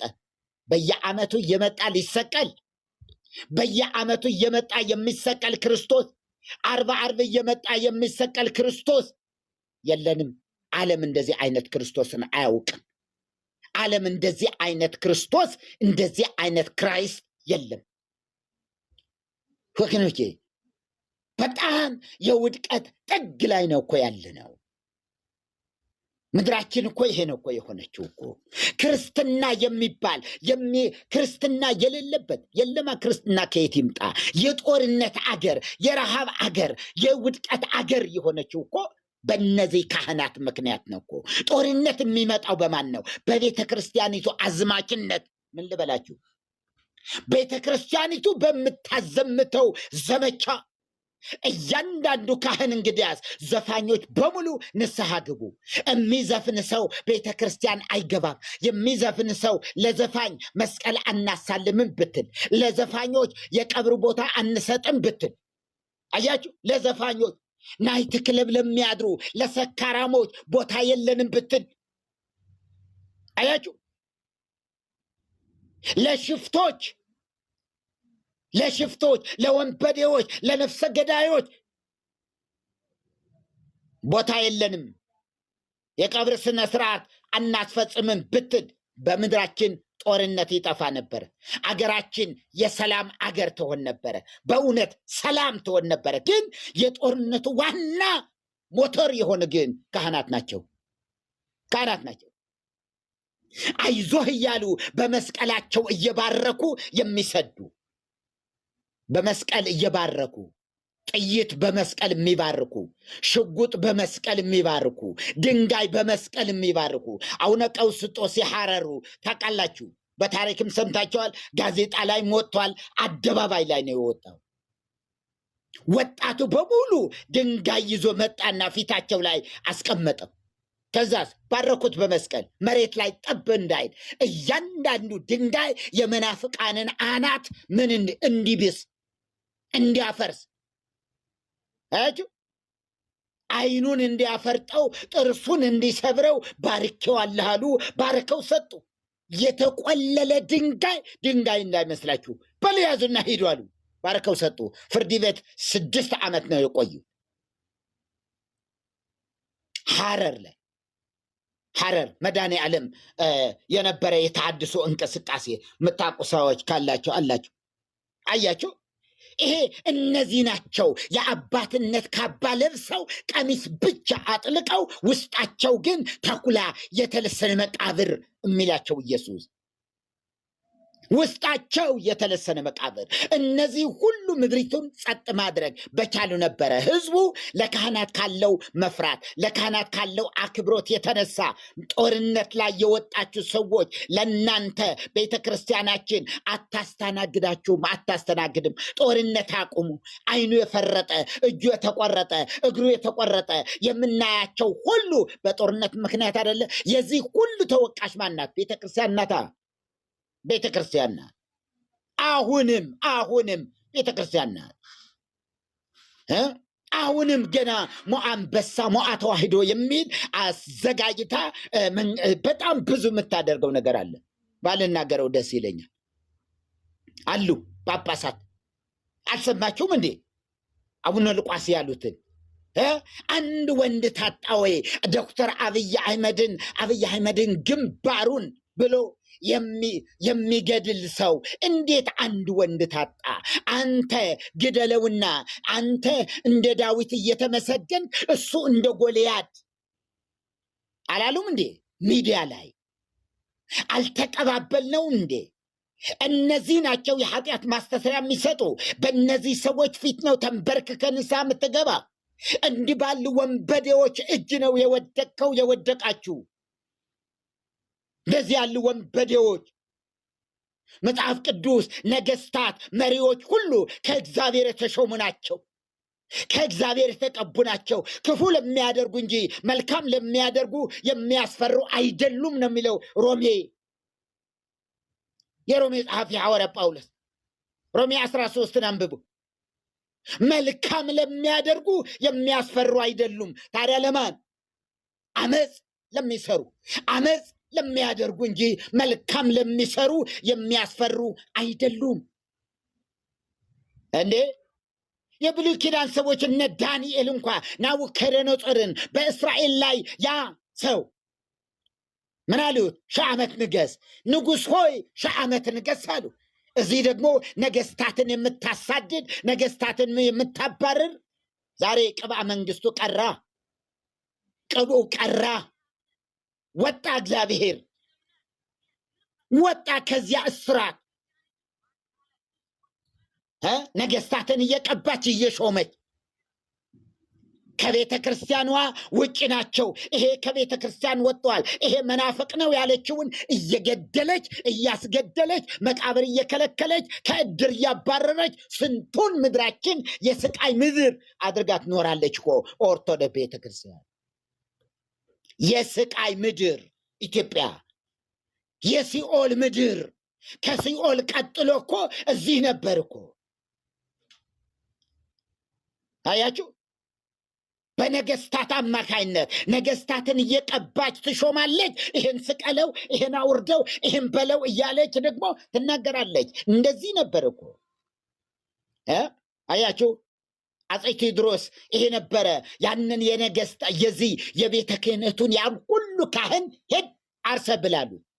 5 ካህን ብቻ ይበቃል ብለው እንደዚህ በማለታቸው ምን ብለው ደረሱ? ወንዘ ይትወለድ እብሉ ለውስተ ክሳዱ ተመናሉ። አያችሁ፣ ወንዘ ይትወለድ እብሉ ለውስተ ክሳዱ ተመን። አፄ ቴዎድሮስ ሲወለዱ ዘንዶ በአንገታቸው ተጠምጦ መባቸው ነው የተወለዱ። ዝንቱሰ ድልው ለገሃነም፣ ይሄ ለገሃነም የተዘጋጀ ነው ብላ እመቤታችን ተናገረች አሉና ብራና ተአምረ ማርያም ላይ ተጻፈ አለ። ምን ስላደረጉ? ምን አድርገው? አርሰ ብላ ስላሉ። ከነ ህይወታቸው በቆዳቸው የተገፈፉ ሰዎች ክርስቲያኖች እኮ ነበሩ። ይኸው መጽሐፍ እኮ አለ። ይኸው የታሪክ መጽሐፍት እኮ አሉ። የታሪክ መጽሐፍት አሉ ወገኖቼ። ከመቃብር ወጥተው ምን ያሉ የተሰቀሉ ሰዎች አሉ። ከመቃብር አውጥተው አታስታውስም እንዴ? የዚህ ማነው አንድ ንጉሴ ሮባ የሚባል አገልጋይ ንጉሴ ሮባ በቆጂ ከተማ ላይ ልጁ ሞታበት ቀበሩ። ህዝቡን ሁሉ አስተባብሮ ይዞ ቀበረ። የቀብር ስነ ስርዓት መፈጸም ተገቢ ስለሆነ በነገታው ግን ምን ሆነ? በአደባባይ ላይ በገበያ ስፍራ ላይ በእንጨት ተንጠልጥላ ታየች። ከመቃብር አውጥተው የንጉሥ የሮባ ልጅ ያው ሶል ያውቀዋል። እነማን ናቸው እነዚህ? ኦርቶዎች ናቸዋ። ኦርቶዎች ምን እንትን አላቸው። በጣም የሚገርም ነገር ነው እኮ። አንጠልጥለው ከዛስ ና ልጅህ በመስቀል ላይ እዚህ ገበያው እንትኑ ላይ እዛ ተንጠልጥላለች፣ አንጠልጥለዋታል። አንገቷን እንትን አድርገውና ናና ልጅህን ቅበር አሉት። እኔ ልጄን ቀብሬያለሁ ትናንት። ዛሬ የምቀብረው ሌላ ልጅ የለኝም። ዛሬ ብቀብር እንደገና ነገ ወጥቶ እንደገና ነገ የምቀብረው ልጅ የለኝም፣ ቀብሬያለሁ ብሎ ጸጥ አለ። ማዘጋጃ ቤት ሄዶ ቀበራት። ማዘጋጃ ቤት ማን ነው ይሄ? ኦርቶዶክስ። ይሄን ያደረገው ማን ነው? ኦርቶዶክስ። ደቂቀ እስጢፋኖስን አታዩም እንዴ? ምላሳቸው የተቆረጠ ኢየሱስ ጌታ ነው ያሉ ምላሶች ሁሉ ኢትዮጵያ ውስጥ ተቆረጡ። ኢየሱስ ጌታ ነው ብለው የጻፉ እጆች ሁሉ ተቆረጡ። እስኪ ይህን ሞግቱኝ፣ እስኪ ሞግቱኝ። ፕሮፌሰር ጌታቸው ኃይሌ የጻፉትም እዩ። በሕግ አምላክ የሚለው የአዲስ አበባ ዩኒቨርሲቲ እዛ ነው እንትን የሚለው እዩ። ከነ ህይወታቸው ቆዳቸው ተገፈፈ። በገዛ ቤታቸው በገዛ አገራቸው እትብታቸው በተቆረጠበት ከውጭ የመጡ አይደሉም፣ እዚሁ አገር የኖሩ ናቸው። ግን ጴንጤ ናቸው በሚል ለዘመናት የኢትዮጵያ ምድር የለቅሶ የክርስቲያኖች የለቅሶ እንትን ነበረች።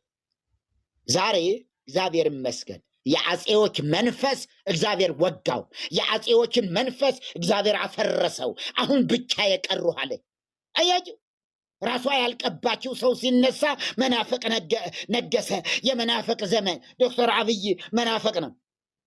የምን መናፈቅ? የኢትዮጵያ ጠቅላይ ሚኒስትር ናቸው። የትኛውንም ሃይማኖት አይወክሉም። ሃይማኖት ሳይሆን አገርን ወክለው እያስተዳደሩ ያሉ ወንድም ናቸው።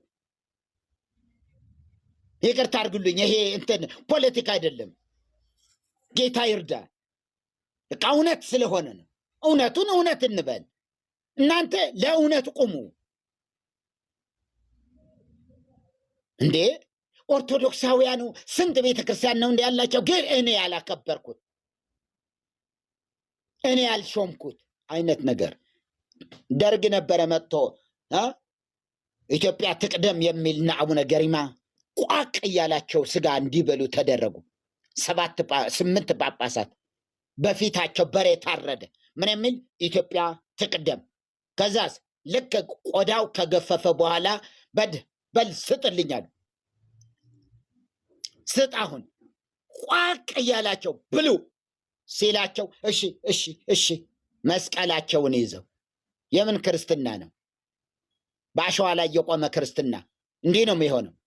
በአሸዋ ላይ የቆመ ክርስትና ነፋሱ ሲመጣ ይገነደሳል። በአሸዋ ላይ የቆመ ቤት እንደዚሁ ነው። በአሸዋ ላይ የቆመ ቤት ጎርፍ ሲመጣ ነፋስ ቢመጣ ይፈርሳል። እንዲህ ነው የሆነው። የትኛውን ጳጳስ አልተቃወመም። እሺ እንክት አድርጎ ነበረ ሲበላ ነበር። እና ዛሬ ላይ ጌታ ይርዳን ወገኖቼ። ይሄ ሕያው እውነት ነው። ወንጌል ለምድራችን ምቹ ነገር አለ። አው ምቹ ነገር አለ። ማንም ያገኘው ሁሉ እንዳያላትማችሁ መብት ተሰጥቷል። እያንዳንዱ የራሱን ሃይማኖት ጠብቆ እንዲሄድ፣ እያንዳንዱ የራሱን እምነት ጠብቆ እንዲሄድ፣ አንዱ የአንዱን ነገር እንዳይነካ በሚል እውነትን በመናገር ግን ግልጽ ነው። እውነት በመናገር እንደዚህ ይሄ እውነት ነው። ይሄ የምናገረው በጽሁፍ ላይ የሰፈረ ነገር ነው ማወራው። ምን ብዬ ነው የጀመርኩት? ቤተ ክርስቲያኒቱ ጦርነት እንዲቆም በመላው ኢትዮጵያ ለማድረግ ብታስብ ይቆማል። ምክንያቱ ዘመቻው የሚወጣው ከመቅደሱ ስለሆነ። ላይመስላችሁ ይችላል። እንዴት አድርጎ ግን ትሉኝ ይሆናል። እየባረከ የሚሰጠውን ምን ታውቃላችሁ? እየደገመ የጥይት እያለ የሚሰጠው ደብተራ ከፈረሰ፣ ደብተራው ከተወገደ፣ ቄሱ ሲፈልግ የንስሐ አባት ነው፣ ሲፈልግ ክላሽ አለው። በሰላም ለሚመጡ በመስቀል፣ በጸብ ለሚመጡ ደግሞ በጥይት የሚቀላ። እነዚህ ናቸው አባቶች የሚባሉ። እነዚህ ናቸው አባቶች የሚባሉ። ከነዚህ እጅ ነው የጨለማ ስራ እንድንወጣ ዛሬም የምናዛችሁ፣ ዛሬም የምንነግራችሁ። ኑ እስኪ ሞግቱን፣ እስኪ ኦርቶዎቹ ኑ እስኪ።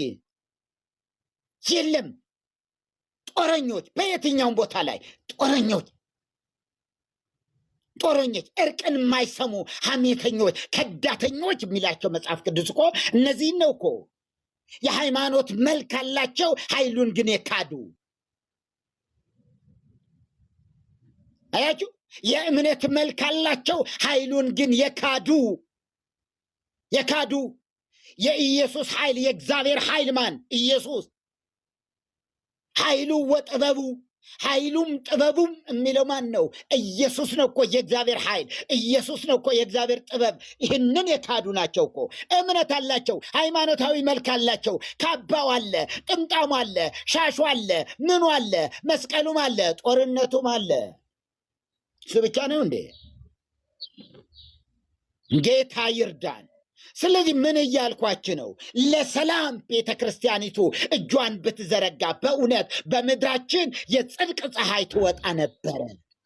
የጽድቅ ፀሐይ ትወጣ ነበር። ይሄ እንዳይሆን ግን ዘመቻ የለመደች ቤተ ክርስቲያን ከጥንትም ጀምሮ የነበረችው ይሄ የለመደችውን ይሄን ነበረ የምታጎርሰን። ይሄን ነው ዛሬም ድረስ አልጠፋ ያለው። የመንግስት መሰላችሁ እንዴ? እሷ የምታደርገው ነው እንጂ የሚገርም ነገር ነው እኮ ታውቃላችሁ። ብትንትናቸው የወጡ ብትንትናቸው የሚካኤል ከገብርኤል ጋር አይገናኙ፣ በዜማ አይገናኙ። የአንዱ ሳንኳ ነው፣ የሌላው ደግሞ ላይ ቤት ነው። የአንዱ ታች ቤት ነው፣ የአንዱ ደግሞ በአታ ነው። አለቀ። የአንዱ አጫብር ነው፣ አንዱ ደግሞ በቃ እንደዚህ ቤተልሔም ነው፣ አንዱ ቆሜ ነው። ማት የዜማ አይነት አለ። ብትንትኑ የወጣ አንድ ነን ይላል ደግሞ ካራ ቅባት ጸጋ ምን አለ ተዋህዶ ምናምን የተበጣጠሰ መርህ እንኳ ወጥ የሆነ ስርዓት ወጥ የሆነ እንትን እንኳ የሌለበት ጌታ ይርዳን። ለምሳሌ ጎንደር ላይ ብትሄዱ ደቡብ ጎንደር ክርስትና አይነሳም። በአብይ ጾም ክርስትና አይነሳም። አዲስ አበባ ይነሳል። ምን ነው አንዷ ቤተ ክርስቲያን ከሁለት ተከፈለች? ይህን አትጠይቅም እንዴ? ሉተራውያን ፔንቴኮስታሎች ምናምን ትላለ። እዚህ አንድ ዘማሪ ሁሉም ጋር ይዘምራል። አንድ ዘማሪ ሁሉም ጋር ይዘምራል። አንድ ዘማሪ ምን ልላችሁ ፈልጌ ነው ያለውን ነገር እውነታውን እውነት እያልን እንድንቀጥል ነው። እግዚአብሔር ይመስገን። ስለዚህ ክብር ለጌታ ይሁን። እውነቱ ይሄን ይመስላል። እንቀጥላለን። እንግዲህ እግዚአብሔር መቼም እንደ እግዚአብሔር ቃል ከእግዚአብሔር ቃል እንደምንረዳው እግዚአብሔር ሰውን ከራሱ ጋር ያስታረቀው በልጁ ደም ብቻ ነው። በአብርሃምም አይደለም፣ በሙሴም አይደለም፣ በአሮን አይደለም፣ በኢሳይያስ አይደለም፣ በኤልያስ አይደለም፣ በኤርሚያስ አይደለም፣ በዳንኤልም በማንም አይደለም። ታላላቅ የተባሉ አባቶች ነበሩ። እነሱ ሁሉ ግን ከእግዚአብሔር ጋር ያስታርቁ ዘንድ አልቻሉም። ለምን? ኃጢአቱ ይከሳቸዋልና፣ ሞት ስላለባቸው፣ ሞት ስለሚይዛቸው። የሞት ዋጋ የኃጢአት ዋጋ ምንድን ነው? የኃጢአት ደሞዝ ሞት ስለሆነ ሞት ይቀድማቸዋል። ይኸው ሞቱ የሉም።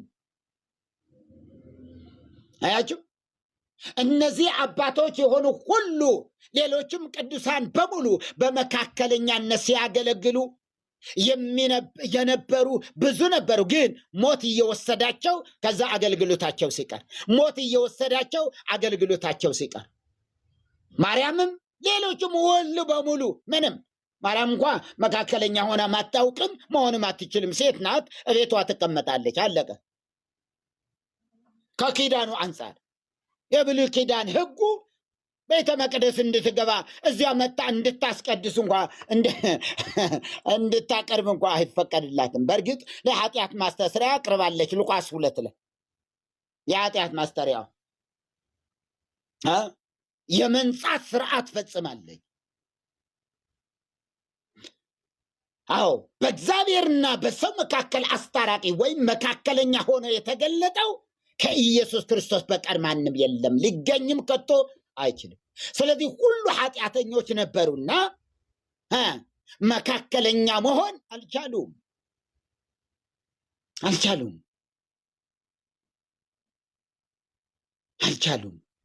እግዚአብሔር የተባረከ ይሁን። ስለዚህ ዛሬ እንግዲያስ እኛ ደስተኞች ነን። እግዚአብሔር ይመስገን። ሰዎች እያዘኑ ነው። ከዓለም ጋር ሰዎች እያዘኑ ነው። ገና ብሉይ ኪዳን ወጡ፣ ከአዲስ ኪዳን ወጡ። ኧረ በጣም የሚገርም ነው። እኔ ሶል አለ እስኪ ወጣ እንዴ? ወጣ አለ ሶል እንዴት ታስበዋለህ አንተ? ወደ ብሉይ ኪዳን መሄድ እንዲሁ አለ ይቻላል እንዴ? ለካ እንዲህ ይቻላል። ብሉይ ኪዳን ገብቷል ተብሎ በፍጹም በፍጹም አዲስ ኪዳን ገብተናል። ክርስቶስ ኢየሱስም ተገልጧል። ድጋሚ ደግሞ ሊወስደን ይመጣል የሚለውን ነው የምንጠብቀው እንጂ ድጋሚ ሊሞት፣ ድጋሚ መስቀል ሊሸከም፣ ድጋሚ መከራ ሊያይ አይመጣም። በቃ ከዚህ በኋላ ሊወስደን ይመጣል። ከዛም የፍርድ ጊዜ አለ፣ ፍርድ ይመጣል። እስከዛው ግን እኛ ወደ ክርስቶስ ዘወር በሉ እያለን መናገራችንን አንተውም። ይሄ በዘልማድ የሆነውን ነገር ይሄ ሰዎች በብልሃት የፈጠሩትን ተረት ተውት። እግዚአብሔር ቃል የሚለው ግን በክርስቶስ ኢየሱስ እግዚአብሔር ዓለምን ለመጠቅለል እቅዱ ይሄ ነው። ሰዎች አምነው ይድኑ ዘንድ፣ ሰዎች ከመከራ ያመልጡ ዘንድ፣ ከእግዚአብሔር ጋር ደግሞ በክርስቶስ ኢየሱስ ይታረቁ ዘንድ አንድ ልጁን አሳልፎ ሰጥቷል። ክብሩን ትቶ ወርዷል። በገና ናና በጉ እንረድህ ብለው ያዜሙለታል። እንደገና ወርዶ ሊያርዱት ይፈልጋሉ። በዚህ ደግሞ በፋሲካ ደግሞ ጭራሽ ድጋሚ የሚሰቀል ድጋሚ ወደ ብሉይ ኪዳን ወስደው ሁለተኛም መከራ ሊያመጡ ይጥራሉ። ስለዚህ መከራውም አልፏል። ክርስቶስ አንድ ጊዜ ራሱን መስዋዕት አድርጎ አንድ ጊዜ ወደ ሰማይቷ ኢየሩሳሌም በገዛ ደሙ በገዛ መስዋዕት ራሱ አቅራቢ ራሱ መስዋዕት ሆኖ ገብቷል። ድጋሚ አይገባም፣ ድጋሚ አይመጣም። ነገር ግን በክርስቶስ ኢየሱስ በስሙ በደሙ የኃጢአት ስርየት አለ። የተገለጠ የኃጢአት ስርየት በክርስቶስ ኢየሱስ ደም ብቻ ነው። ለሰዎች ነግረን የምናገኘው ልጅነት የለም። ለሰዎች ነግረን የምናመጣው የዘላለም ሕይወት የለም። ስለዚህ በስግደት የሚመጣ የለም። በቃ ሰዎች ሰግደው የኃጢአት ስርየት ያገኙ። የጌታ እራትን ትንሽ ቂጣና ወይን ቀምሰው የዘላለም ሕይወት ያገኙ። አለቅ። ለመታሰቢያው የጌታ እራትን ልናደርገው እንችል ይሆናል። ከዛ ውጪ ግን የዘላለም ሕይወትን የሚሰጥ ክርስቶስ ኢየሱስ ብቻና ብቻ ነው። ሰዎች ወደ እርሱ እንዳያዩ ግን መዓት መጋረጃ፣ ልክ ማህፀንሽን ምን ያህል መጋረጃ ተጋረደ፣ እንዴት እሳተ ነበልባል አልፈጀሽም ብለው እንደሚያዝሙለት ነው። ነገር ግን አይደለም። እርሱ ከኃጢአት በቀር እንደኛ ሆነ። መከራን በሰው ማህፀን ውስጥ ሊያመጣ አልመጣም።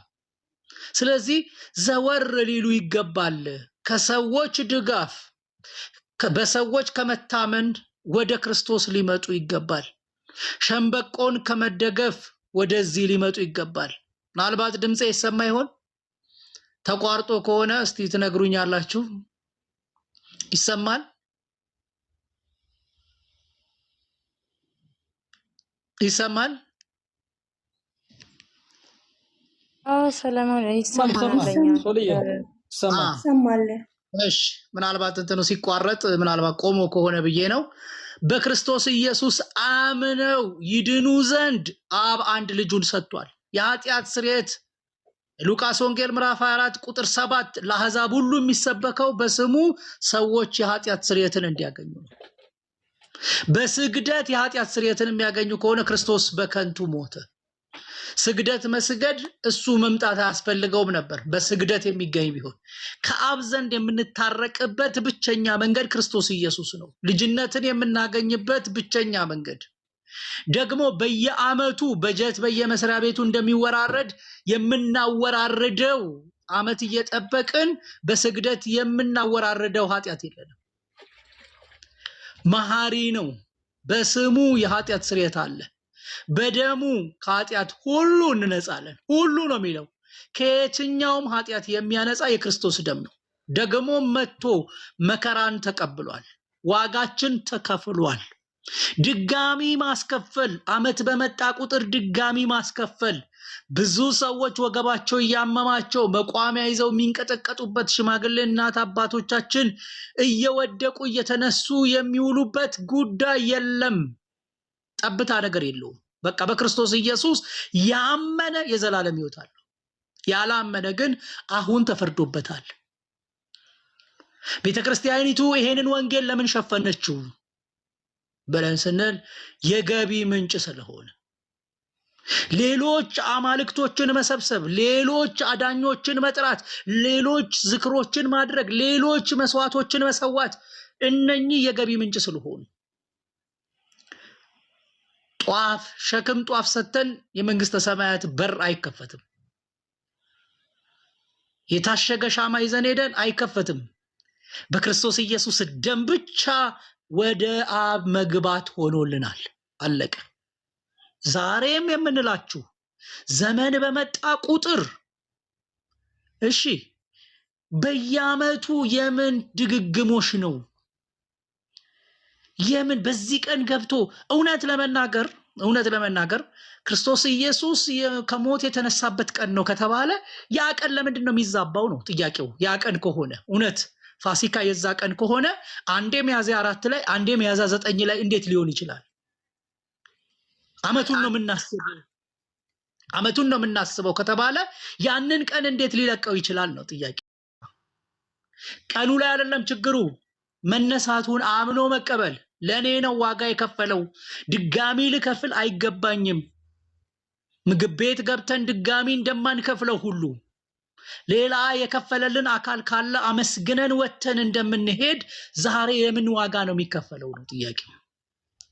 ዛሬ የምን ረሃብ አድማ ነው? እውነት ጾም ነው? ምንን በማስመልከት ምን ለመቀበል ምን ለማግኘት? የዘላለም ሕይወትን ለማግኘት ነው? የኃጢአት ስርየት በዚህ መንገድ አለ። በቅጠል መታ ተደርጎ የሚወርድ ኃጢአት አለ። ቅድም መምህር እየተናገሩ ነበር። እውነት ያ ነገር ያነጻል ሰዎችን? መስገድ የማይችሉ ደካሞችስ ኃጢአታቸው እንዳለ ተከርኖ ሊቀመጥ ነው እነሱ ጋር? ኔቨር። በቃ ሰው ባመነ ቅጽበት ኃጢአቱን ይቅር ሊለው የታመነ ጌታ ነው። ስለዚህ የተደረገልንን ያ የተከፈለውን ቤዛነት ዋጋ ማሳጣት አይገባም። ቤተክርስቲያኖቱ ትኩረት ሰጥታ ወደ ወንጌል ዞር እስካላለች ድረስ ይሄ በከንቱ እየተነዳ ያለ ህዝብ፣ በጨለማ እየሄደ ያለ ህዝብ ብርሃን አያይም። በቃ ለምን ዋጋ ማስከፈል ፈለጉ ካልን የገቢ ምንጭ ነው። እያንዳንዱ አይነት አካሄድ መጽሐፍ ቅዱሳዊ የሆነ አካሄድ በሙሉ የገቢ ምንጭ ስለሆነ የእንጀራ መብሊያ ስለሆነ ነው። ስለዚህ ከነዚህ አይነት ነገሮች ደግሞ ህዝቡ ሊነቃ ይገባል። ይሄንን ወንጌል ሊሰማ ይገባል። ምንድነው የሚለው መጽሐፍ ይለኛል ወይ? በየዓመቱ ሐዋርያት ተሰብስበው በቃ አሁን 40 ቀን ቀርቶታል ወደ ጾም እንግባ ዳይ ቀጥሉ ተብሎ ነው ወይ የሆኑት? ተበተኑ እኮ በቃ ከሐዋርያት ሥራ ምዕራፍ 7 ጀምሮ ወንጌልን እየሰበኩ ዞሩ፣ ስለ ክርስቶስ እያወሩ ዞሩ። ዛሬ ወንጌልኛ ጋር ደረሰ። 3000 ዓመት አስከብራለች፣ ወንጌልን ሰብካለች፣ የሚተካከላት የለም የተባለች ቤተክርስቲያን ጎረቤት ደቡብ ሱዳን ሄዳ ሰብካለች ወይ? ከጨለማ ታድጋለች ወይ? በአገሪቱ ውስጥስ ወንጌል ስፋቱ ምን ያክል ደርሶት ነው? ሰው ምን ያህል ድኗል? በክርስቶስ ኢየሱስ አምኖ የዘላለምን ሕይወት አግኝቷል ወይ? ረጅም ዘመን ስላስቆጠረ አንድ የእምነት ተቋም ትክክለኛ አያደርገው። ዛሬም ገና ጌታን የሚቀበሉ ሌሎች ሀገሮች አሉ በጨለማ ያሉ። ሶዋት እነኚህ ሰዎች ትላንትና ነው የተቀበሉት ተብለው መናፍቅ ሊባሉ ነው? እውነት መናፍቁ ማን ነው? የእግዚአብሔር ቃል ያላለውን ያላወራውን ያልተናገረውን የሚናገሩ ወይስ የእግዚአብሔርን ቃል የሚናገሩ ናቸው? ጳውሎስን እኮ የናዝራውያንና የመናፍቃን መሪ ሆኖ አግኝተነዋል አሉ። የሀገራችን ፈሪሳውያን ደግሞ ወንጌል ሲሰበክ ይሄ ሰው የናዝራውያን መሪ ነው፣ ይሄ መናፍቅ ነው ተብሎ ጣት ይጠቁማሉ። ማን ነው መናፍቁ? ኢየሱስ ክርስቶስ ጌታ ነው ብሎ የተናገረው ነው መናፍቅ? ወይስ ያልተጻፈ ያልተደረገ ላሞች ሁሉ ኦርቶዶክስን ያምናሉ ብሎ የሚናገረው ነው? ላሞች ሁሉ የእግዚአብሔር ተከታይ ናቸው ብሎ የሚያስተምር መናፍቁ የቱ ነው መናፍቁ? ሳር በቀለባቸው ዛፍ በቀለባቸው መምሬንትና ሲጸልዩ በአባንትና ሲጸልይ ይሄ ነው ወይ መጽሐፍ የሚለን? ይሄ ነው ወይ መጽሐፍ ቅዱስ ሲገለጥ ዛፍ በቀለ አባ ኪሮስ ላይ አንገቱ ላይ በቀለ? እንደዚህ አይነት ተረት እስከ መቼ ነው የሚያስኬዳችሁ? እንደዚህ አይነት ይሄ በቃ ሰው ሲሰማው እንኳን ህፃናት እንኳን ሊያምኑት የማይችሉት ተረት ነው ወይ የሚያሳምነው? ክርስቶስ ኢየሱስ ዋጋ ከፈለ፣ በቀራንዮ መስቀል ተሸክሞ ስለናንተ ዋጋ ከፈለ የሚለው ነው የሚያሳምነው? ወይስ ሳር በቀለ ዛፍ በቀለባቸው ያንን ነቅለው ተነሱ? እንደዚህ አይነት ተረት ምን ያጋድመዋል ሰውየው ራሱ ሲጀመር? እንደዚህ አይነት ተረት እንደዚህ አይነት በቃ መጽሐፍ የማይሰለቻቸው ያንን ማናገር የማይሰለቻቸው ትውልዶች ናቸው ያሉት አሁን። በቃ ይሄንን ልትተውት ይገባል። ለመሪዎቻችሁ ንገሯቸው። እንደዚህ አይልም መጽሐፍ። ስለ ክርስቶስ ነው የሚያወራው። ወንጌል ስለ ልጁ ነው። ሮሜ 1 ወንጌል ስለ ልጁ ነው ይላል። ወንጌል ስለ እናቱ ነው አይልም። ወንጌል ስለ ሰዎች ነው አይልም። ወንጌል ስለሆኑ ሆነ ወቅት ስለተነሱ ነው አይልም። ወንጌል ስለ ልጁ ነው። ወንጌል ስለ እስጢፋኖስ አይደለም። እስጢፋኖስ ወንጌልን ሰርቷል በትክክል። ወንጌል ግን ስለ እስጢፋኖስ አይደለም የተጻፈው። ወንጌል በክርስቶስ ኢየሱስ አምነው ሰዎች ይድኑ ዘንድ በዛ ውስጥ ስላለፉ ሰዎች ተጽፎ ሊሆን ይችላል። ዋናው አስኳሉ ግን ኢየሱስ ክርስቶስ ነው፣ የዘላለም ሕይወትን ሊያሰጥ የሚችለው። ተራራ ላይ ወጥቶ ቤተክርስቲያንን እዛ ደርሶ ስለመጣ የአቴንዳንስ አምላክ አይደለም እግዚአብሔር። አይመዘግብም አቴንዳንስ። ምን ሰምቶ መጣ? በምን ታንጾ መጣ? እምነት ከመስማት ነው፣ መስማትም በእግዚአብሔር ቃል ነው እንደሚል ያንን ሰምቶ መዳንን ይጠይቃል። ያንን ሰምቶ በክርስቶስ ኢየሱስ ማመንን ይጠይቃል። እኔ አንድ ፔጅ አይቻለን ስለ ማርያም እንመሰክራለን። ማን መስክርልኝ አለ? ምስክሮቼ ትሆናላችሁ ያለው ኢየሱስ እንጂ ማርያም ምስክሮቼ ትሆናላችሁ አላለች። አልወጣትም። የተከበረች ብጽዕት ናት እሷ። በቃ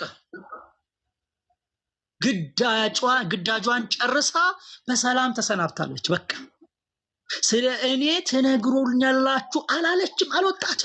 አልወጣትም። በቃ ብጽዕት ይሉኛል፣ ይሄ ነገር ወደ እኔ መጥቷል፣ ስለዚህ ጸጋው ረዳኝ፣ በቃ የማይሆነው ነገር በእኔ ሆነ፣ እግዚአብሔር መረጠኝ አለች። በቃ አለቀ። ከዛ ውጪ ግን ወደ እኔ ኑና እኔ እነግርላችኋለሁ።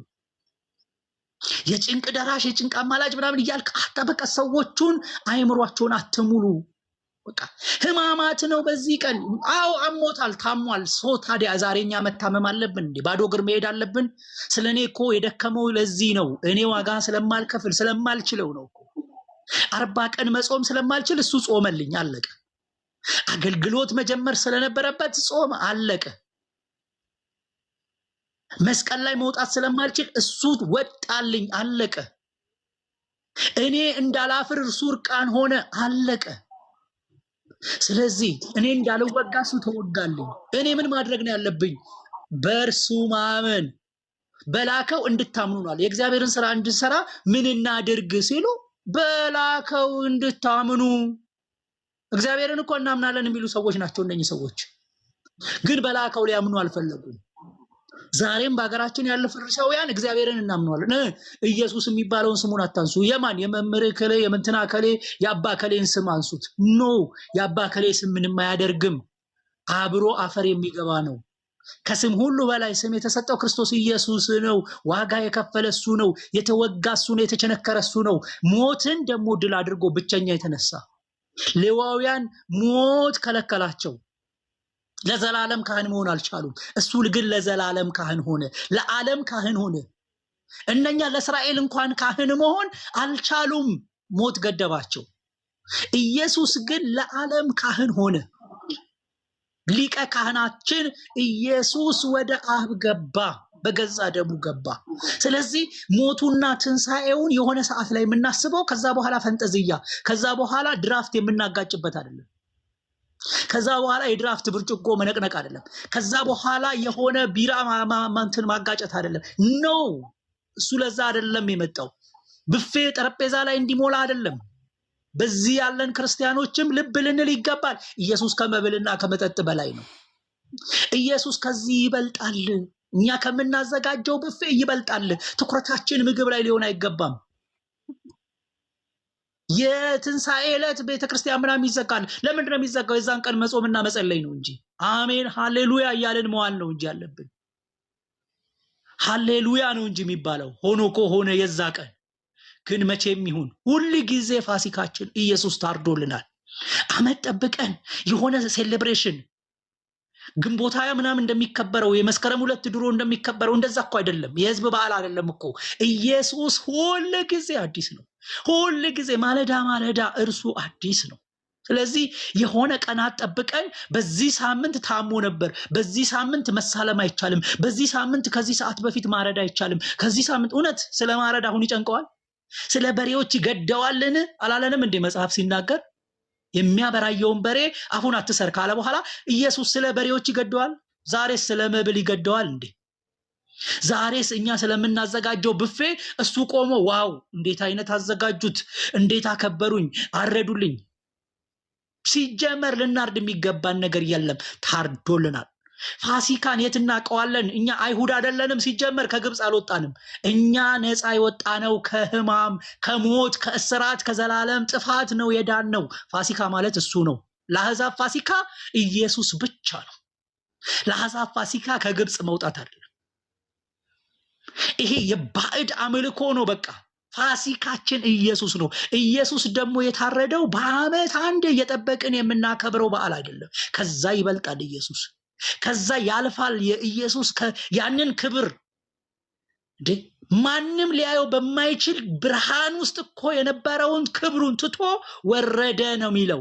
እሱ አይነገርም። መሳሳም ክልክል ነው፣ እንትን ክልክል ነው፣ እንትን ተፈቅዷል። ሰው የሚያወጣው ህግ በሙሉ ሰው ትከሻን የሚያጎብጥ ነው። ያቺ 18 ዓመት ጎብጣ የነበረች ሴትዮ እንኳን እንደሷ አልጎበጠም። ይሄ ህዝብ ከሷ በላይ ነው የጎበጠው። እሷ እንኳን እንደዚህ አልጎበጠችም። በቃ የሚያመጡትን ሸክም በዚህ ሰዓት ጀምሮ እንደዚህ ማድረግ ክልክል ነው፣ እንደዚህ ማድረግ ማን አለህ ነው ጥያቄው። ጳውሎስ ነው ያለው። ሲጀመር ማሳለም ራሱ ከየት አምጥተህ ነው የምታሳለሙ? ምንድነው? በሩቅ አይተው ተሳለሙት አለ፣ አለቀ። ሊያገኙት አልቻሉም፣ ፈለጉት ነው እንጂ ይሄ መተህ የምትሳለመው እንጨት አምጥተህ አይደለም። ከዛ ይበልጣል ኢየሱስ፣ ከዛ ይበልጣል ያዋጋ።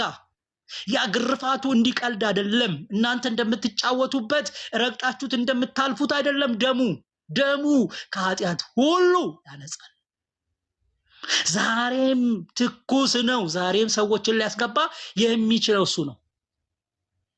አቅም ያለው 300 ሰገደ፣ አቅም የሌለው ስንት ሊሰግድ ነው? ምንም በቃ ጎንበስ ቀና ማለት የወገብ ህመም ያለው ምን ሊሆን ነው?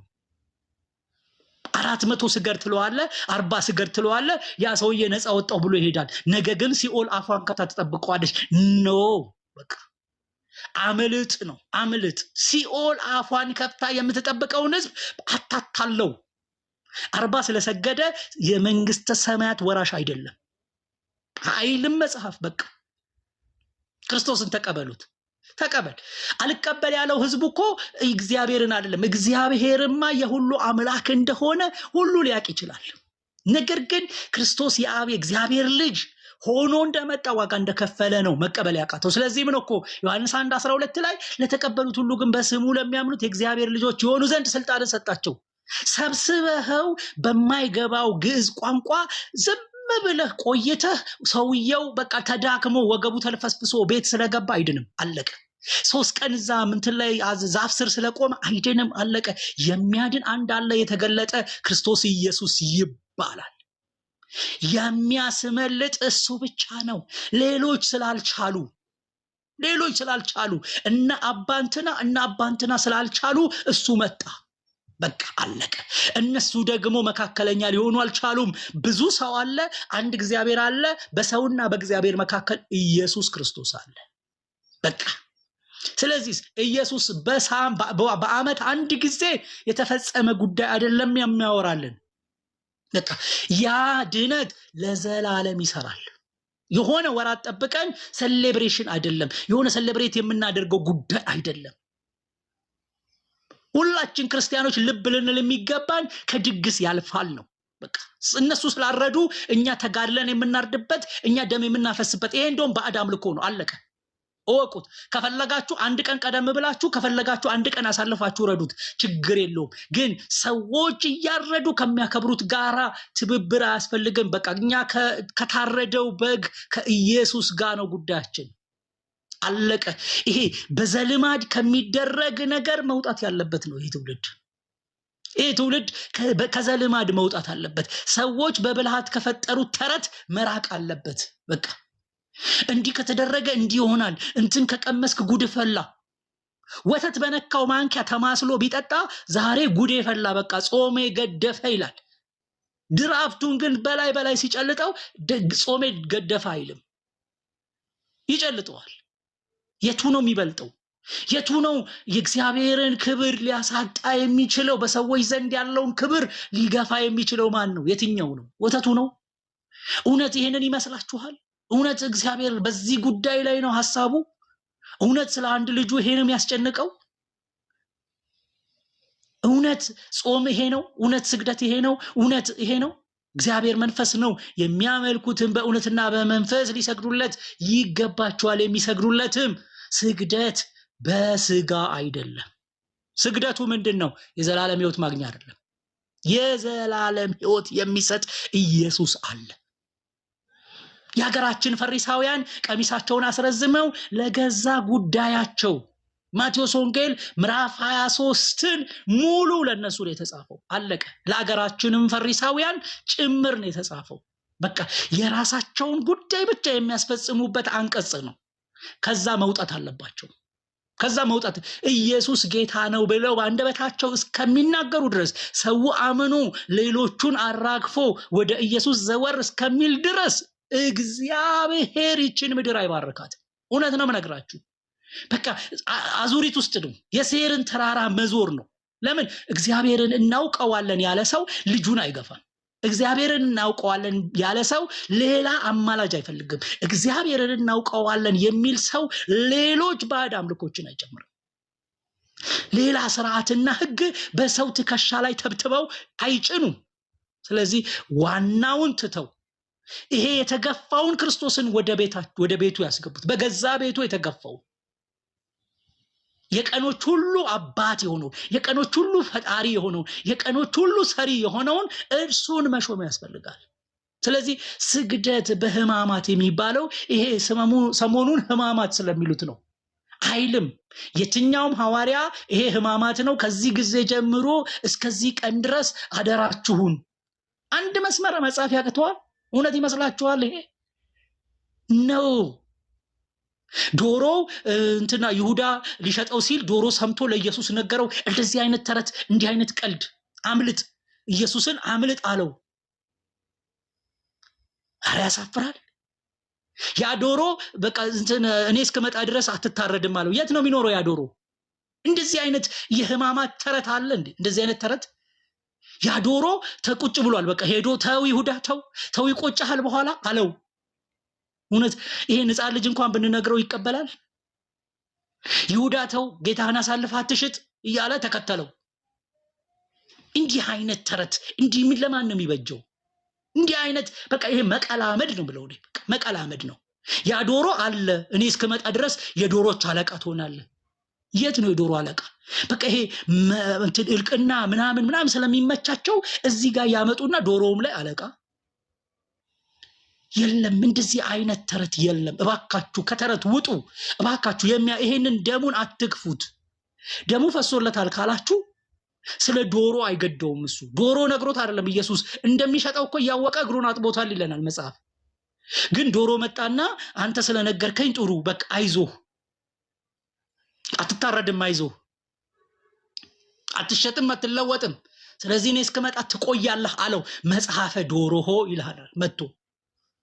እውነት ስለ ዶሮ ይገደዋል? ኢየሱስን ያመጣው የዶሮ ጉዳይ ነው? ዶሮን ለዘላለም ለማኖር ነው የመጣው? ለምን በሰይፍ የሊቀ ካህናቱን ባሪያ ጆሮን የቆረጠውን ጴጥሮስን ለምን እስከ ምጽአት ድረስ እንዲቆይ አላረገው? ተጋድሎለታል እኮ ኢየሱስ ጴጥሮስ። ግን ያ ነው ወይ ጉዳዩ? ከዛ ይበልጣል እኮ ኢየሱስ ይበልጣል ስንል እኮ ኢየሱስ የማይተካ ዋጋ ለኛ ከፍሎልናል ነው። ጎንበስ ቀና በማለት የዘላለም ሕይወት የምናገኝ ከሆነ ጎንበስ ቀና በማለት ዓመት የሰራነው ኃጢአት የሚወራረድ ከሆነ ምን አደከመው? እሱ ምን አደከመው? ለምን ደከመ? ለምን ያን ሁሉ ዋጋ ከፈለ? ያ ሁሉ ጅራፍ ለምን አረፈበት? ያ ሁሉ ውርደት ለምን መጣ? በሸላሾቹ ፊት ለምን ዝም አለ? የሚናገረው አጥቶ ነው። ዋጋ ተከፍሎለታል። ይሄንን ህዝብ ነጠላ ጠምጥሞ ስለመጣ ብቻ በቃ የፈለግከውን ጭንህበት አጎንብሶ እንዲሄድ አታደርገው። በቃ ንገረው፣ ወንጌል ንገረው። የሚያድን ኢየሱስ ነው፣ ወደ እርሱ ዘወር በል።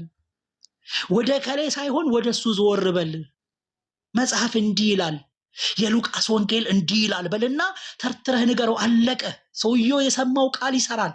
ከዛ በኋላ ወደዚህ ጌታ ይመጣል።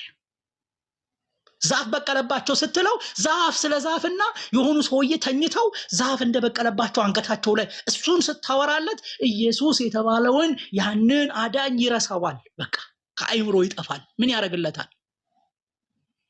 ዛፍ በቀለበት አንገቱ ላይ ስትለው በቃ ያንን እያሰላሰለ ወደ ቤቱ ይመጣል። የአባ ኪሮስን ጉዳይ እንዴት አድርጎ በቃ እንትን ድግስ እንደሚደግስ እንኩሮ እንዴት እንደሚያነኩር ጠላ እንዴት እንደሚጠምቅለት ስለሱ ብቻ እያወራ ይመጣል። ስለ ጊዮርጊስ ስትነግረው ስለ ጊዮርጊስ እያሰበ ይመጣል። በቃ እንዴት እንደታደገኝ እያለ በቃ እሱ ያዳነኝ እሱ ነው፣ ያስመለጠኝ እሱ ነው እያለ ይመጣል። ጊዮርጊስም እኮ እውነት እሱ እዚህ ምድር ላይ ኖሮ ከሆነ እኮ የሱ አምላክ ያንተም አምላክ ነው፣ እኩል ናችሁ። አለቀ። በቃ አለቀ።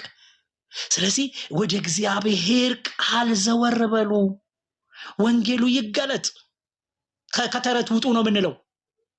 አመት እየጠበቀ የሚተረት ተረት በቃ የሆነ በዚህ ቀን የማይመለከተንን ጾም እኮ ነው። በቃ ምን ይመለከታል ነው። በቃ ኢየሱስ ጾሞታል። ኦኬ ቴንኪው አለቀ።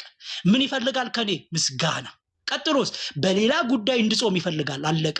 እሱ የጾመውን ደግሜ እንድጾመው ጋፕ ተፈጥሮ ቁጭ ብዬ የምጠብቀው የለም። በዚህ ቀን ይገባል፣ በዚህ ቀን ይፈታል። የዚህ ሁሉ ሰው ሐሳብ እንዴት አንድ አይነት ሆኖ 40 ቀን ሊጾም ይችላል? ግማሹ እኮ 20 ቀን ጾሞ ሊጨርስ ይችላል። ከእግዚአብሔር ጋር ያለውን ግንኙነት የወሬውን እዛ ጋር ያለውን ንግግሩን ሊጨርስ ይችላል። ግማሹ 30 ቀን ሊፈጅበት፣ ግማሹ 50 ቀን። ግን በዚህ ቀን ጀምረህ በዚህ ቀን ታበቃለህ። ምን የረሃብ አድማ። ከዛ ይበልጣል ኢየሱስ። መጀመሪያ የሚቀድመው እሱን እጅ ዘርግቶ መቀበል። አንተ ስለኔ ሞተሃል፣ ዋጋ ተከፍሎልኛል። እኔ በወጣ በወርድ እንኳን አልችለውም። በዛፍ ስር ሾልኬ የዘላለም ሕይወት አላገኝም። በድንጋይ መካከል ሾልኬ አላገኝም። በቃ የዘላለም ሕይወት የማገኘው ባንተ ነው። ውሃ ውስጥ ወርውሬ ወጥቼ ከውሃ ውስጥ ስለወጣሁኝ አላገኘውም። በቃ ይሄንን ሰው መገንዘብ አለበት። ወደ አዳኙ መዞር አለበት። ስግደቱ የሚያስፈልገው ለእግዚአብሔር በእውነትና በመንፈስ እንሰግድለታለን። አለቀ። የዘላለም ሕይወት ግን ስለሰጠን እንሰግድለታለን። ሊሰጠን አይደለም እንሰግድለት፣ ስለተሰጠን ልናመልከው ይገባናል። አዎ። ልንጾም ይገባናል። አዎ። ልንሰግድ ይገባናል። አዎ። ግን በዓመት አንዴ ኃጢአት ለማወራረድ የምንጾመው ጾም የምንሰግደው ስግደት የለም። ጥቂት ቂጣና ጥቂት ወይን ጠጥተን የሚጠፋ ኃጢአት የለም።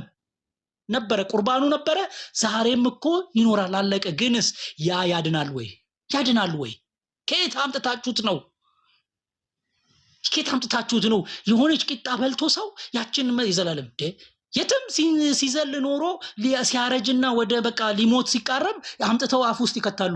ከዛ እንደሱ እኮ መንገዱን ይዟል፣ እውነተኛውን መንገድ ይዟል። እንደዚህ ይላል እንደ መጽሐፍ ነው የሚያወራው ነው። ዮሐንስ ወንጌል ምዕራፍ 6 ስለሱ ነው የሚያወራው። አንተ የህይወት ቃል አለህ፣ ወዴት እንሄዳለን ያለው። የህይወት ቃል አለህ። አንተ ቂጣ ትሰጠናለህ፣ አንተ አሳ ትሰጠናለህ አይደለም ያለው። የህይወት ቃል አለህ። ስለዚህ ከክርስቶስ ዘወር የማንለው የህይወት ቃል ስላለው ነው። የህይወት እንጀራ ስለሆነ ነው። ይሄ የሚበላው ውጠነው የሆዳችን የሚቀመጠው ሳይሆን የሚያኖር የዘላለም ህይወት ውስጡ እንጀራ ስላለ ነው። ቴካዌ አይደለም። ስለ ቴካዌ አይደለም እዛ ጋር እያወራ ያለው። በቃ ቂጣ ከተባለ ስጋዬን ደሜን ብላን ካለ ቶሎ ወደ ቂጣ ይሄዳል። ውሃ ካለ የህይወት ውሃ ነው ሲል ወደ በቃ ጥምቀት ነው። ስለሱ አያወራም። ያላወራበት ቦታ መጥቶ ማውራት ተገቢ አይደለም። ስለዚህ ሕማማት የሚባለው ሳምንት ሰዎች የፈጠሩት በብልሃት ያስቀመጡት እንደዚህ ሁኑ ብለው ሰዎች ላይ የጫኑት እንጂ ሕማማት ሰዎችን ከዘላለም ሞት አያድንም። ስግደቱ በሕማማት የተደረገው ስግደት የዘላለም ህይወት አይሰጥም። የዘላለም ህይወት የሚሰጠው ክርስቶስ ደሙን እንዳፈሰሰ አውቆ ሰው በስሙ የኃጢአት ስርየት ሲያገኝ፣ ስሙ በህይወት መዝገብ ሲጻፍ፣ በህይወት መዝገብ ስማቸው ያልተጻፈ ሁሉ ወደ እሳት ባህር ተጣሉ። መጽሐፉን ማረጋገጥ ነው። ከዛ በኋላ ሰው ላይ ሸክም ማብዛት አያስፈልግም። ቃሉን እያነበበ እንደ ቃሉ እንዲኖር መተው ነው፣ መልቀቅ ነው። ስለዚህ ህዝቤን ልቀቁ ይላችኋል። መልእክታችን ይሄ ነው። ያመልከኝ ዘንድ ህዝቤን ልቀቅ። የተለያዩ ፈርዖኖች አሉ ህዝቡን ያዙ። ስለዚህ በዓለም ላይ ያለም ህዝቡን የያዘ ፈርዖን እንዲለቅ እግዚአብሔር ጥሪ ያቀርባል። ሁሉ ጊዜ በወንጌል አማኞች በኩል ጥሪ ያቀርባል። በዳኑ ሰዎች በኩል ጥሪ ያቀርባል።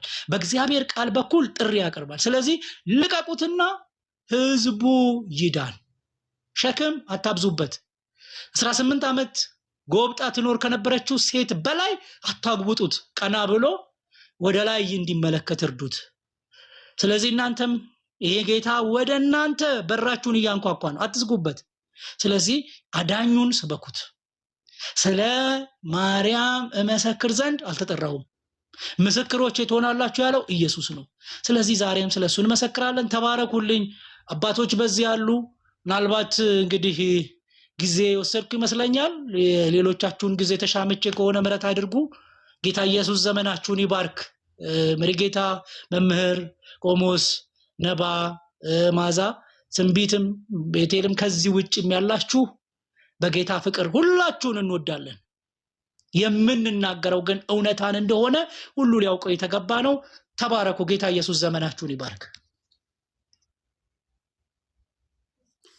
ሶልዬ ዘመንህ የተባረከ ይሁን የኔ ወንድም። በጣም ጀግና ነህ። እግዚአብሔር ይመስገን። ይህንን እንድታገለግል የረዳ ጌታ ስሙ ብሩክ ይሁን። እንዲህ አይነት ጸጋ ይሄ ምርጫ ነው። ይሄ ከእግዚአብሔር ነው፣ ከሰው አይደለም።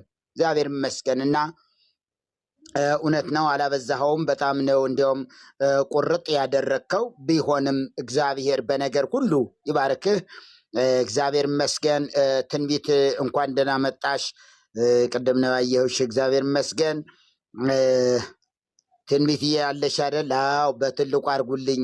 በጣም የተወደደች እህታችን የከበረች አርብ ደግሞ በእሷ ቤት አገልግሎት አለ።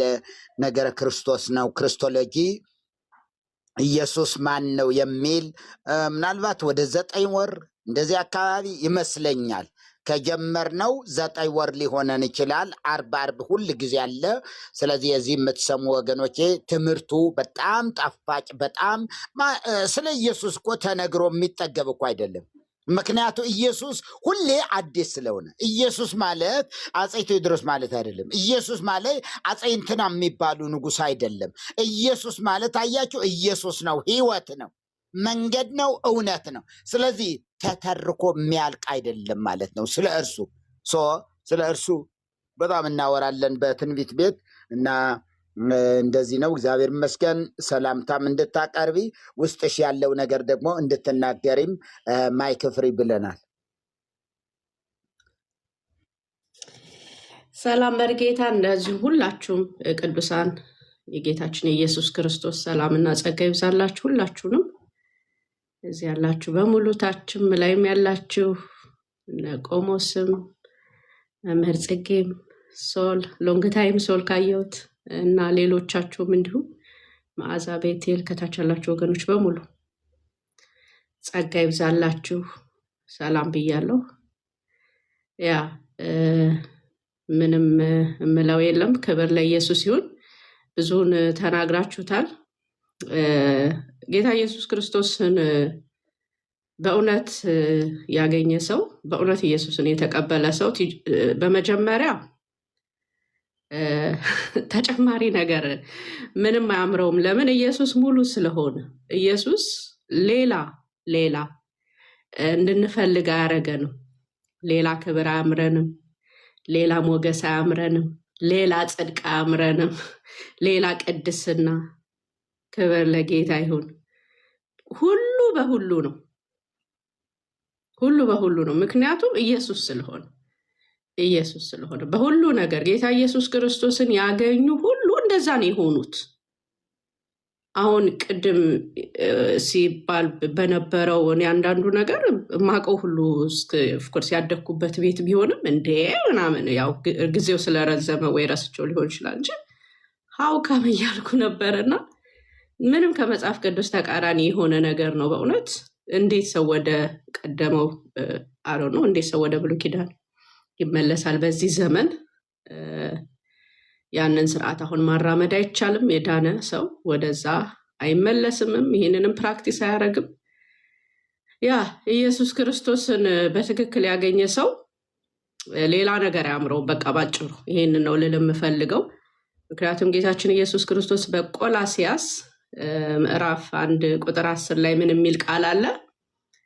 ባለቅነት እና ስልጣናት ሁሉ ራስ በሆነው በእርሱ ሆናችሁ ይላል።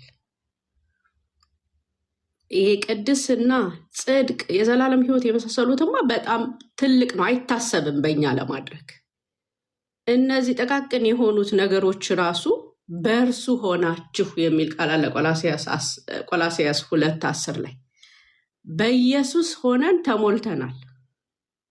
ተሞልተናል በሁሉ ነገር በኢየሱስ ክርስቶስ ሆነን ተሞልተናል። ይሄ የእግዚአብሔር ሐሳብ ነው። ይሄ የእግዚአብሔር ፍቃድ ነው። ይሄ ደግሞ መንፈሳዊ አሰራር ነው። ክብር ለጌታ ይሁን። ኢየሱስ ጌታ ነው። በኢየሱስ ክርስቶስ የሆነ ሰው እንደሱ ነው የሚሆነው። በሁሉ ነገር ሙሉ ነው የሚሆነው። ሌላ አያምረውም። ከኢየሱስ ውጭ ተጨማሪ ይሄን ባረግ እንዲህ ይሆንልኛል፣ ይሄን ባረግ ይሄንን አገኛለሁ፣ ይሄን ባረግ ይሄንን ብሎ ማለት የማይሆን ነገር ነው። ይሄን ቃል ላንብብና ለእናንተ ሰጣችኋለሁ ወገኖች። አንደኛ ቆሮንቶስ ምዕራፍ 1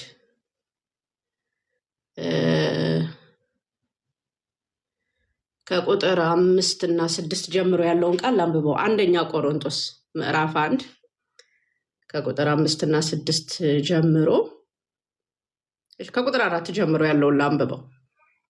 ኢየሱስ ጌታ ነው። ተባረኩ ወገኖች፣ ጸጋ ይብዛላችሁ።